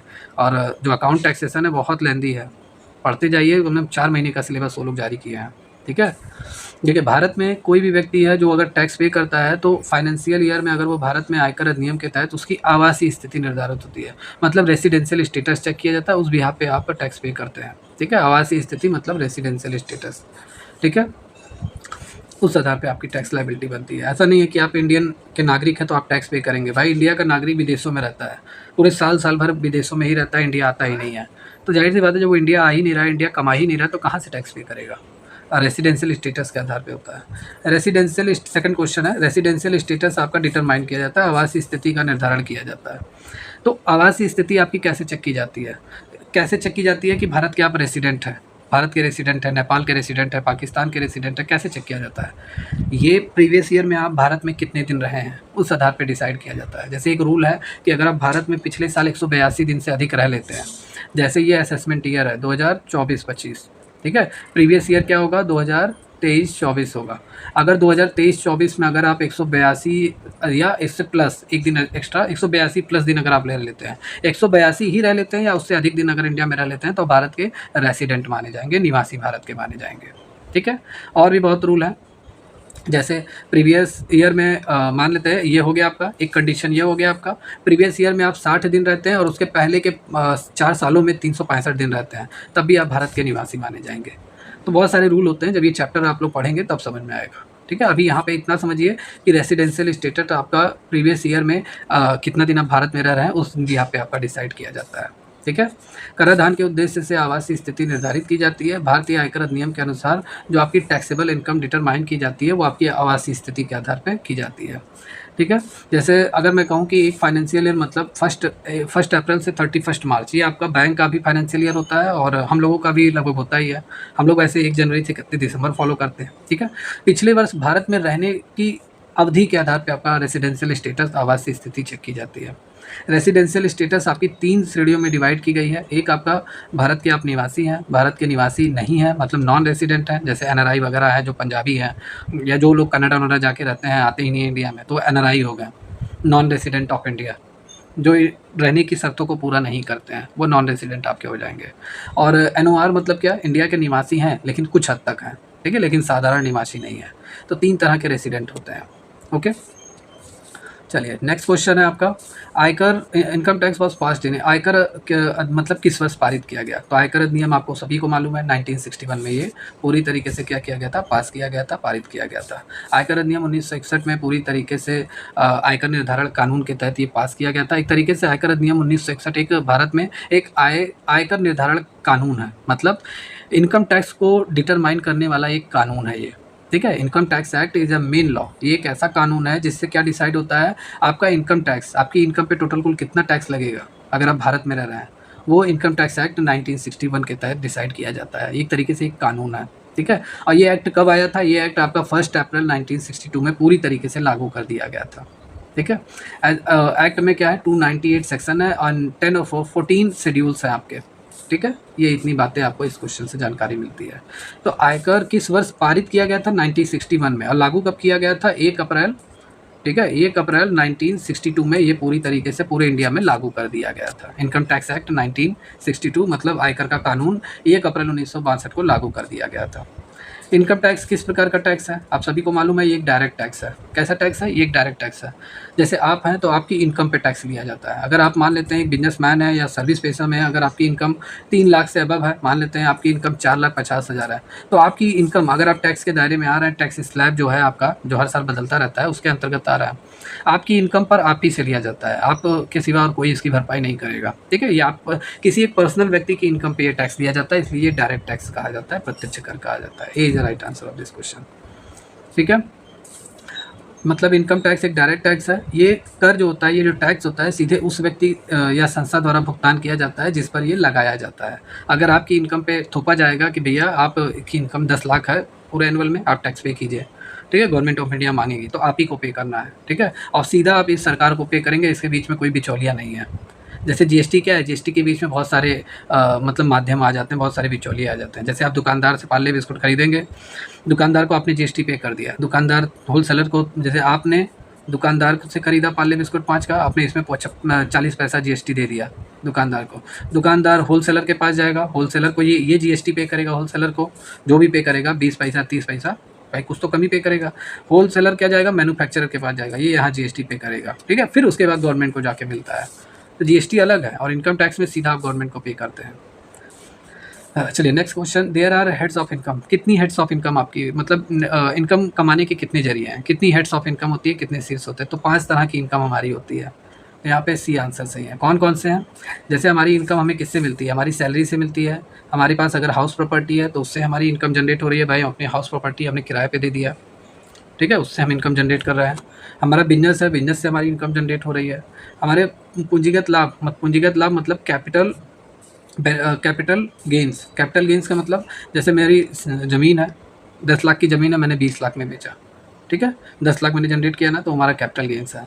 अदर सोर्सेज मतलब आपका, जैसे आपको कोई गिफ्ट दे दिया 10 लाख रुपए 5 लाख रुपए, या आप जुआ सट्टा ड्रीम 11 में पैसा लगा के पैसा जीत रहे हैं, तो ये सब आपकी अदर सोर्सेज, ये भी सब आपकी इनकम है और कैलकुलेट होती है। तो 5 तरह की आपकी इनकम होती है। क्लियर है। या नेक्स्ट क्वेश्चन है, income tax act came into force on, आयकर अधिनियम को कब लागू किया गया। अभी मैंने जस्ट इससे पहले वाले क्वेश्चन में पढ़ाया था। 1 अप्रैल 1962 को लागू किया गया, पूरे भारत में लागू कर दिया गया। थोड़ा फास्ट चलेंगे और जल्दी से इसको कवर करेंगे। A person with the age of और more is considered as super senior citizen as per income tax act. मतलब कह रहा है कि उससे अधिक के उम्र के आयकर अधिनियम के अनुसार सुपर वरिष्ठ नागरिक माना जाएगा। जैसे देखिए, 1 साल नहीं, 18 साल से लेके, ठीक है, 60 साल तक के लोग किस में आएंगे, इंडिविजुअल में आएंगे। हम लोग इंडिविजुअल में आएंगे, ठीक है, हम सभी लोग। और जिसकी एज 60 साल है और 80 साल से कम है, ठीक है, वो किस में आएगा, सीनियर सिटीजन में आएगा। सीनियर, यस, सी मतलब सीनियर सिटीजन में आएगा। और जिसकी एज 80 साल से प्लस है, अधिक है, और उसके ऊपर कोई गणना नहीं है, तो वो आपका किस में आएगा, सुपर सीनियर सिटीजन एसएससी में आएगा। सुपर सीनियर सिटीजन में आएंगे ये, ठीक है, सुपर वरिष्ठ नागरिक में आएंगे। तो पूछ रहा है सुपर वरिष्ठ नागरिक मतलब आपका सुपर सीनियर सिटीजन, तो ये आपका राइट आंसर, 80 से अधिक आय की उम्र के लोग सुपर सीनियर सिटीजन में आपके आते हैं। सिटीजन मैंने बताया ना आपको कितने टाइप के होते हैं। क्लियर। चलिए नेक्स्ट क्वेश्चन है, assessment year is the period of 12 month commencing from every year. मूल्यांकन वर्ष हर साल से शुरू होने की 12 महीने की अवधि होती है। तो हमारा फाइनेंशियल ईयर किस डेट से स्टार्ट होता है, 1 अप्रैल से स्टार्ट होता है। 1 अप्रैल से स्टार्ट होता है और 31 मार्च पे जाके मेरा अगले साल तक पूरी तरीके से फाइनेंशियल ईयर ओवर होता है। तो यहाँ पे सी आंसर आपका सही है, ठीक है। या असेसमेंट ईयर, ठीक है, ये आपका हो गया। मूल्य 1 अप्रैल से हमारा स्टार्ट होता है और 12 महीने की अवधि में 31 मार्च को हमारा समाप्त होता है असेसमेंट ईयर। क्लियर है। या जैसे देखिए, उदाहरण के तौर पे हमारा असेसमेंट ईयर 2024-25 है। जिस साल हम टैक्स पे करते हैं वो हमारा असेसमेंट ईयर होता है। और प्रीवियस ईयर की जो हमारी इनकम होती है, प्रीवियस ईयर, वो हमारा क्या होता है, फाइनेंशियल ईयर होता है, और उसे हम प्रीवियस ईयर भी बोलते हैं, ठीक है। तो 1 अप्रैल 2023 से 31 मार्च 2024 की अर्जित आय का आकलन हम किस में करते हैं, असेसमेंट ईयर में करते हैं। प्रीवियस ईयर की इनकम पे हम टैक्स इस साल पे करेंगे, इस साल जो पे करेंगे असेसमेंट ईयर आपका होता है, ठीक है। चलिए फाइनेंशियल ईयर ये आप लोग पढ़ लीजिए। असेसमेंट ईयर 2024-25 है, फाइनेंशियल ईयर आपका क्या है, 2023-24 है। क्योंकि फाइनेंशियल ईयर मतलब जिस ईयर हमने इनकम कमाया है, पैसा कमाया है, इस साल हम पैसा कमाएंगे और पे कब करेंगे, 2024-25 इस साल हम पे करेंगे, ठीक है। तो ये हमारा ए वाई है, असेसमेंट ईयर है, ये हमारा एफ वाई है, हमारा फाइनेंशियल ईयर है, ठीक है।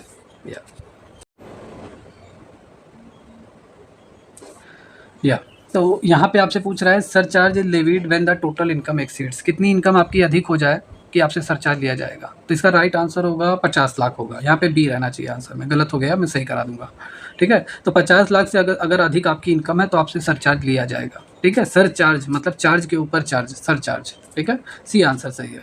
देखिए, अगर आप 50 लाख से अधिक कमाते हैं लेकिन 1 करोड़ से कम कमा रहे हैं तो आपको 10% सरचार्ज देना पड़ेगा। अगर आप 1 करोड़ से अधिक कमाते हैं, 2 करोड़ से कम कमाते हैं तो 15% आपको सरचार्ज देना पड़ेगा। टैक्स आप पे कर रहे हैं टैक्स स्लैब के अकॉर्डिंग, ये एक्स्ट्रा आप टैक्स दे रहे हैं, ठीक है। अगर आप 2 करोड़ से अधिक कमाते हैं, 5 करोड़ से कम कमाते हैं तो 25% आपको सरचार्ज पे करना पड़ेगा, ठीक है। और अगर आप 5 करोड़ से अधिक कमाते हैं तो आपको 37% सरचार्ज देना पड़ेगा अपनी टोटल इनकम का।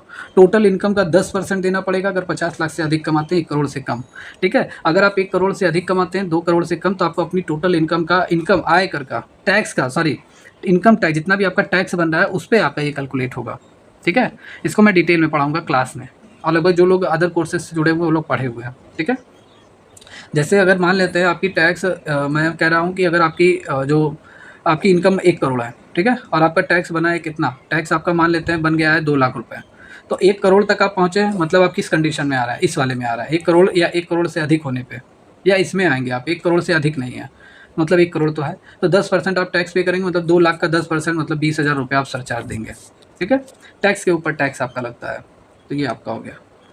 चलिए, यहाँ पे हेल्थ रहना चाहिए, हेल्थ लिखा गया है, टाइप कराने में मैं सही करवा दूंगा इसको, ठीक है। हेल्थ एंड एजुकेशन से charge at the rate of, मतलब स्वास्थ्य और शिक्षा उपकर जो आपसे लिया जाता है, कितना परसेंट लिया जाता है।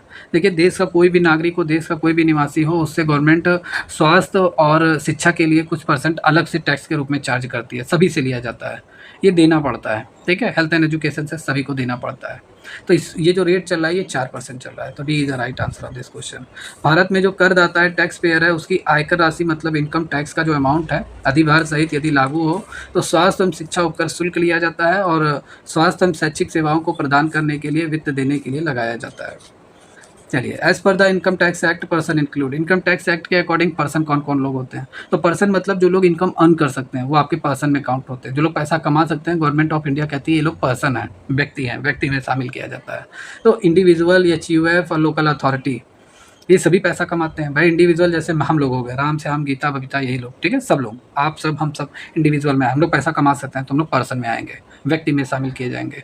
हिंदू अनडिवाइडेड फैमिली व्यक्ति में आएंगी। लोकल अथॉरिटी जैसे नगर पालिका, नगर निगम, ये भी लोग तो पैसा कमाते हैं, टैक्स उससे लगाते नहीं है, हाउस टैक्स लगाते हैं, वाटर टैक्स लगाते हैं, तो ये लोग भी तो पैसा कमाते हैं, तो ये सभी लोग पर्सन में आएंगे, तो डी आंसर आपका राइट है। ओके, यहाँ पे देखिए, एक व्यक्ति में आपका नेचुरल वुमेन आएगा, प्राकृतिक मानव। हिंदू अविभाजित परिवार में, हिंदू अविभाजित परिवार होता क्या है चूहे, बहुत सारे लोग कंफ्यूज होंगे जो लोग नहीं पढ़े हैं। हिंदू अविभाजित परिवार मतलब भारत में अभी भी कोई एक ऐसा परिवार है जहाँ पे 3 से 4 पुश्तें, एक ही पीढ़ी के 3 से 4 मतलब पटीदार लोग, मैं कहूँगा, आप हैं, आपके चाचा की फैमिली, दोनों चाचा की फैमिली, आपके बड़े पापा की फैमिली, सब लोग मिलजुल कर एक साथ रहते हैं, एक साथ घर में, एक ही घर में, एक ही चूल्हे पे खाना बनता है, और एक साथ आप लोग बिजनेस करते हैं, ठीक है। तो वो हिंदू अनडिवाइडेड फैमिली होती है, हिंदू अविभाजित परिवार होता है। क्लियर, तो ये आपका हो गया। और एक कंपनी की अगर हम बात करें तो कंपनी भी आपकी शामिल होती है, कंपनी भी अपनी इनकम पे टैक्स पे करती है, तो वो भी एक इंडिविजुअल पर्सन में काउंट होगा, ठीक है। और भी बहुत सारी फर्म हो गई, साझेदारी फर्म हो गए, व्यक्तियों का संघ हो गया, लोकल अथॉरिटीज़ आपकी हो गई, ये सभी आपके पर्सन में काउंट होंगे। क्लियर, चलिए नेक्स्ट क्वेश्चन है, CBDT स्टैंड फॉर, CBDT का फुल फॉर्म क्या होता है। CBDT का फुल फॉर्म होता है आपका central board of direct taxes. जो हमारे हमसे डायरेक्ट टैक्स लिया जाता है, इनकम टैक्स, उसको लगाने का काम, वसूलने का काम किसके अंतर्गत होता है, CBDT के अंतर्गत होता है। ये एक ऑर्गेनाइजेशन होता है जो डायरेक्ट टैक्स को पूरी तरीके से रेगुलेट करता है, ठीक है, जिसका नाम है CBDT, ठीक है, केंद्रीय कर व ये इसका नाम होता है। CBDT मतलब central board of direct taxes. Clear, मतलब केंद्रीय करों के केंद्रीय बोर्ड, ठीक है, प्रत्यक्ष करों के केंद्रीय बोर्ड, ये इसका फुल फॉर्म होगा, ठीक है। ये एक वैधानिक प्राधिकरण है जो वित्त मंत्रालय, भारत सरकार में राजस्व विभाग के तहत कार्य करता है। ओके, चलिए नेक्स्ट क्वेश्चन यहाँ पे देखते हैं। चलिए नेक्स्ट क्वेश्चन यहाँ पे अटेम्प्ट करते हैं। या नेक्स्ट क्वेश्चन है आपका, यहाँ पे बहुत इंपॉर्टेंट क्वेश्चन है। Agriculture income in Pakistan is accessible for, आपकी जो एग्रीकल्चर इनकम है, यहाँ पे ट्रांसलेशन नहीं हुआ है, बाकी ट्रांसलेशन मैं आप सभी लोगों का करवा दूंगा ये अपडेट करते समय, ठीक है। एग्रीकल्चर इनकम आपकी है और आपकी ज़मीन जो है वो पाकिस्तान में है, ठीक है। तो क्या ये किसके लिए टैक्सेबल होगा एग्रीकल्चर इनकम, तो ये इंडिया का जो रेसिडेंट है, जो निवासी है इंडिया का, उसके लिए ये टैक्सेबल होगा। जो इंडिया का मूलभूत निवासी है उसके लिए ये क्या होगा, टैक्सेबल होगा। और बाकी नॉन ऑर्डिनरी रेसिडेंट है, इसके लिए टैक्सेबल नहीं होगा, ये कोई टैक्स नहीं पे करेगा। नॉन रेसिडेंट भी कोई टैक्स नहीं पे करेगा, ठीक है। तो ये होगा। तो एग्रीकल्चर इनकम, देखिए अगर आप एक व्यक्ति हैं, एग्रीकल्चर इनकम पे कोई भी टैक्स नहीं लगता है, कृषि आय पर आपसे कोई भी टैक्स नहीं लिया जाता है। लेकिन अगर आपकी ज़मीन पाकिस्तान में है, नेपाल में है, भूटान में है, तो आपकी वो फॉरेन इनकम हो जाएगी। और फॉरेन इनकम हो गया तो वो सिर्फ और सिर्फ भारत का निवासी ही पे करेगा। भारत का नॉन रेसिडेंट, अनिवासी और नॉट ऑर्डिनरी रेसिडेंट ये लोग नहीं पे करेंगे। तो A is the right answer of this question. GST का मतलब क्या होता है, जीएसटी का फुल फॉर्म बहुत बार एग्जाम में पूछा जाता है और बहुत ही सिंपल सा है, ठीक है। तो जीएसटी का फुल फॉर्म होता है goods and service taxes. C is the right answer of this question. ये इसका फुल फॉर्म होता है, G for goods, S for services, T for tax. छोटा सा आंसर है और ये एग्जाम में आपसे पूछा जाता है। ओके, जीएसटी का full form goods and service taxes, GST का फुल फॉर्म। ये एक इनडायरेक्ट टैक्स है जिसे भारत में कई देखिए जीएसटी जब लागू हुआ तो बहुत सारे टैक्सेस को इसने वापस कर दिया, ठीक है। इसने क्या किया, बहुत सारे टैक्स देखिए जीएसटी जब पूरी तरीके से इंडिया में लागू हुआ, ठीक है, जीएसटी जब पूरी तरीके से इंडिया में लागू हुआ तो बहुत तरीके के जो टैक्स लगते थे, जैसे सर्विस टैक्स आपका हो गया, ठीक है, कस्टम ड्यूटी हो गया आपका, ठीक है, एक्साइज ड्यूटी आपका हो गया, ये सारे टैक्सेस इसने गायब कर दिया। मतलब पूरी तरीके से ये सभी टैक्स आपके हट गए और वैल्यू एडेड टैक्स भी लगता था, ये सभी टैक्स हट गए, सिर्फ और सिर्फ अब जीएसटी लगता है, गुड्स एंड सर्विस टैक्सेस। एक तरीके का इनडायरेक्ट टैक्स होता है। आप जितनी भी सेवाएं अगर इंडिया में रहकर यूज़ कर रहे हैं, कोई भी चीज़ खा रहे हैं, पी रहे हैं, जो भी सेवाएं अगर आप यूज़ कर रहे हैं तो आपको जीएसटी पे करना पड़ेगा, ठीक है। तो ये आपका हो गया। जीएसटी आपका क्या है? जीएसटी आपका पूरी तरीके से इनडायरेक्ट टैक्स है, ठीक है। और ये आपका पूरा यहाँ पे इसे आप रीड कर लीजिए, ओके। या चलिए नेक्स्ट क्वेश्चन है, which of the following tax has been abolished by GST. GST द्वारा निम्नलिखित में से कौन सा कर पूरी तरीके से समाप्त कर दिया गया, ठीक है। ये पूछा जा रहा है, जो अभी मैंने लेक्चर दिया है सेम वही क्वेश्चन है आपका, ओके। तो देखिए जीएसटी आने से आपका सर्विस टैक्स पूरी तरीके से हट गया, ठीक है। और ये तो डायरेक्ट टैक्स है, तो ये तो हटा नहीं, अभी भी लगता है। Income tax, corporation tax, wealth tax, ये सभी आपकी संपत्ति पे लगता है और आपसे लिया जाता है, तो ये तो इनडायरेक्ट टैक्स है। सर्विस टैक्स आपका इनडायरेक्ट टैक्स है।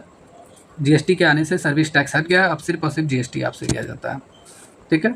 A is the right answer of this question. देखिए यहाँ पे मैंने लिस्ट बनाया हुआ है, ठीक है। जीएसटी लागू होने से बहुत तरीके के इनडायरेक्ट टैक्स अपने आप समाप्त हो गए। जीएसटी ने केंद्र और राज्य सरकार द्वारा जितने भी अलग अलग तरह के टैक्स लगाए जाते थे, उन सभी को जीएसटी आने से वो सभी तरह के टैक्स पूरी तरीके से उनको समाप्त कर दिया गया, ठीक है। तो जीएसटी यहाँ पे देखिए, आप डिटेल में आप देखिए या तो जीएसटी ने कौन कौन से टैक्स को पूरी तरीके से समाप्त कर दिया। जैसे आपका सेंट्रल टैक्स हो गया, सेंट्रल एक्साइज ड्यूटी हो गया, मतलब केंद्रीय उत्पाद शुल्क हो गया, सर्विस टैक्स हो गया, एडिशनल कस्टम ड्यूटी हो गया, ठीक है, special additional duty of custom हो गया, ठीक है, केंद्रीय बिक्री कर हो गया, सेंट्रल सेस टैक्स हो गया, एक्साइज ड्यूटी हो गया आपका, ठीक है। ये सभी तरह के टैक्स जीएसटी के आने से पूरी तरीके से इनको समाप्त कर दिया गया। और राज्य सरकार भी हमसे टैक्स लेती है, तो वो भी पूरा हट गया आज जीएसटी के आने से। जैसे वैल्यू एडेड टैक्स हो गया, सेल टैक्स आपका हो गया, एंटरटेनमेंट टैक्स हो गया, लग्जरी टैक्स आपका हो गया, tax on lotteries, batteries and gambles हो गया, स्टेट सेस एंड सरचार्ज हो गया, एंट्री टैक्स हो गया। ये सभी तरह के टैक्स पूरी तरीके से जीएसटी के आने से समाप्त कर दिए गए, ठीक है। चलिए नेक्स्ट क्वेश्चन है, which was the first state to pass in India to pass the GST bill. GST विधेयक पारित करने वाला भारत का पहला राज्य कौन सा है? तो पहली बार जीएसटी का कि भारत के किस राज्य में लागू हुआ? तो असम राज्य में लागू हुआ था। और D is the right answer of this question, ठीक है।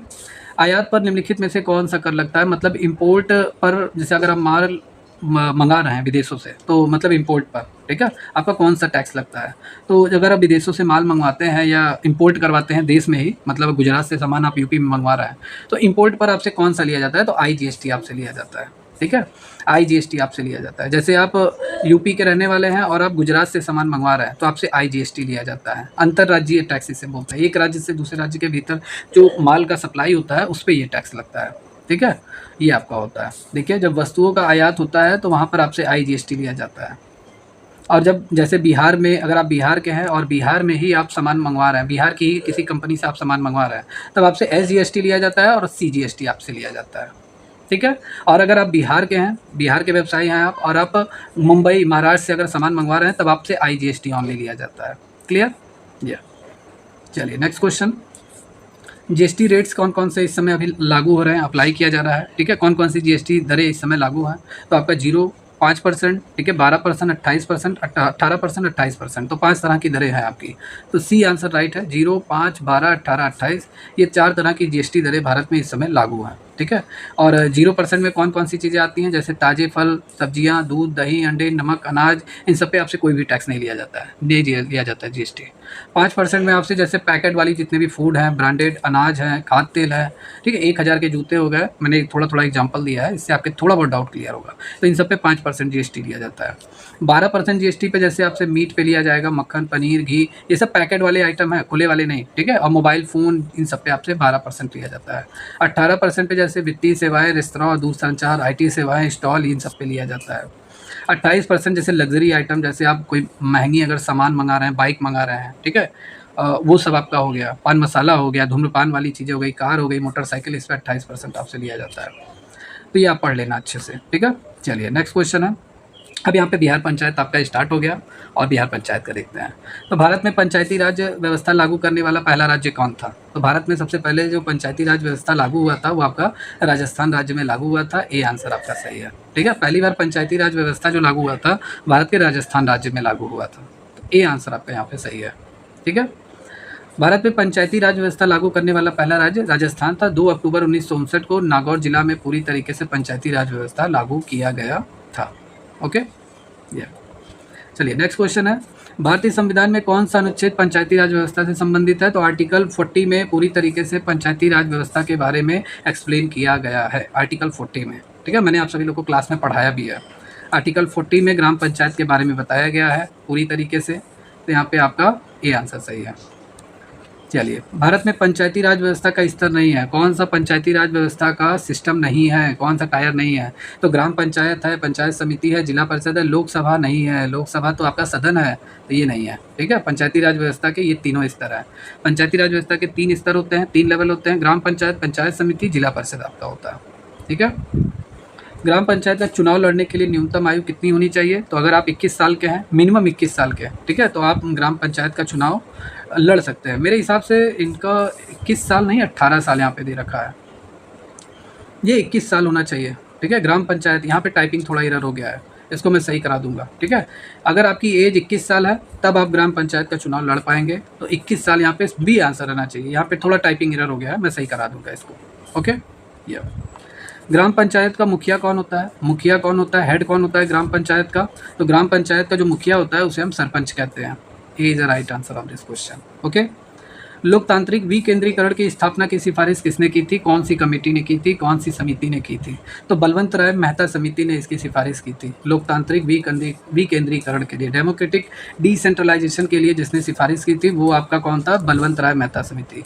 और यही समिति पहली बार स्थापित किया गया था, कमेटी स्थापित की गई थी पहली बार 1957 में। और इसके हेड जो थे इस समिति के, बलवंत राय मेहता समिति थे। 1957 में ये कमेटी स्थापित की गई थी। और इस कमेटी की सिफारिश थी कि 3 स्तर पे पंचायती राज व्यवस्था को विभाजित किया जाए, ग्राम पंचायत, पंचायत समिति और जिला परिषद, 3 स्तर पे इसे विभाजित किया जाए। ठीक है, या चलिए नेक्स्ट है, भारत में पंचायती राज व्यवस्था कितने स्तर पे है? कितने स्तर पे है पंचायती राज व्यवस्था इस समय?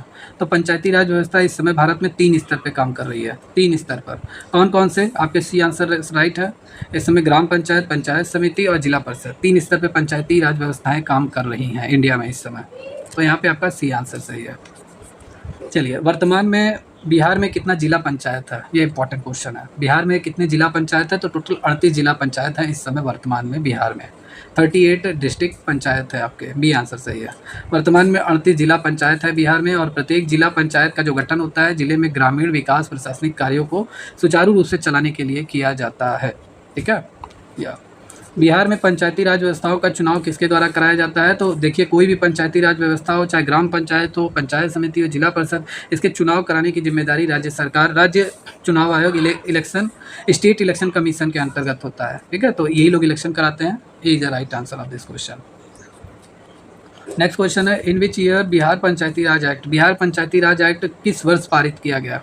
तो ये वर्ष 2006 में पूरी तरीके से पारित किया गया, बिहार पंचायती राज एक्ट अधिनियम। ठीक है, तो यहाँ पे C is the right answer of this question. Bihar में कुल कितने नगर पंचायत हैं? ये इंपॉर्टेंट है। तो बिहार में टोटल कुल कितने नगर पंचायत हैं? नगर पंचायत, हाउ मेनी नगर पंचायत इन बिहार? तो इसका राइट आंसर आप सभी को देना है। सभी लोग कमेंट बॉक्स में जरूर आप लोग इसका राइट आंसर दीजिएगा। व्हाट्सअप पे आइए और व्हाट्सअप पे इसका राइट आंसर दीजिए। ऐप पे हेल्प ऑप्शन है, वहाँ पे आप लोग इसका राइट आंसर दीजिए। ठीक है, देखते हैं आपको कितनी इसकी जानकारी है। तो एक क्वेश्चन मैं आपके लिए ये यहाँ पे छोड़ रहा हूँ। ठीक है, तो आज ये मैराथन क्लास था आप सभी लोगों का, और बहुत सारे क्वेश्चन आज हम लोगों ने देखे। ऐसे डेली बेसिस पे आपकी ये क्लासेस चलती रहेंगी, डिटेल में चलती रहेंगी। आप सभी स्टूडेंट जितने लोग इस क्लास को देख रहे हैं अपनी तैयारी करते रहिए। पीडीएफ वगैरह सब आपके ऐप पर अपडेट कर दिया जाएगा, वहाँ से आप डाउनलोड करके इसे क्लास को अच्छी तरीके से मतलब पीडीएफ पढ़ सकते हैं। और इसके क्लास को 1 से 2 बार जरूर देखिए। जितने क्वेश्चन मैंने आज की क्लास में डिस्कस किए सब इंपॉर्टेंट है, एग्जाम में आ सकते हैं। तो अच्छे से तैयारी कीजिए, कंप्लीट तैयारी कीजिए। ठीक है, और आज की क्लास में इनकम टैक्स, जीएसटी और प्लस अकाउंट्स और प्लस बिहार पंचायत सभी हम लोगों ने देखा, डिटेल में देखा। तो आप सभी लोग कमेंट करके जरूर बताइए क्लास समझ में आई है आपको। ठीक है, कोई भी क्वेश्चन में डाउट हो तो व्हाट्सअप पे आइए, ऐप पे हेल्प ऑप्शन है, वहाँ पे आके आप कमेंट कर दीजिए। कोई भी क्वेश्चन है A to Z आप पूछ सकते हैं। ठीक है, और जितने भी स्टूडेंट इस क्लास को देख रहे हैं, अगर आपके जितने फ्रेंड सर्कल में हैं सभी लोग तैयारी करना चाहते हैं तो आप लोग जरूर प्रेफर कीजिए इस क्लास को। ठीक है, तो आज की क्लास में इतना ही, मिलते हैं कल की क्लास में। Take care and good bye.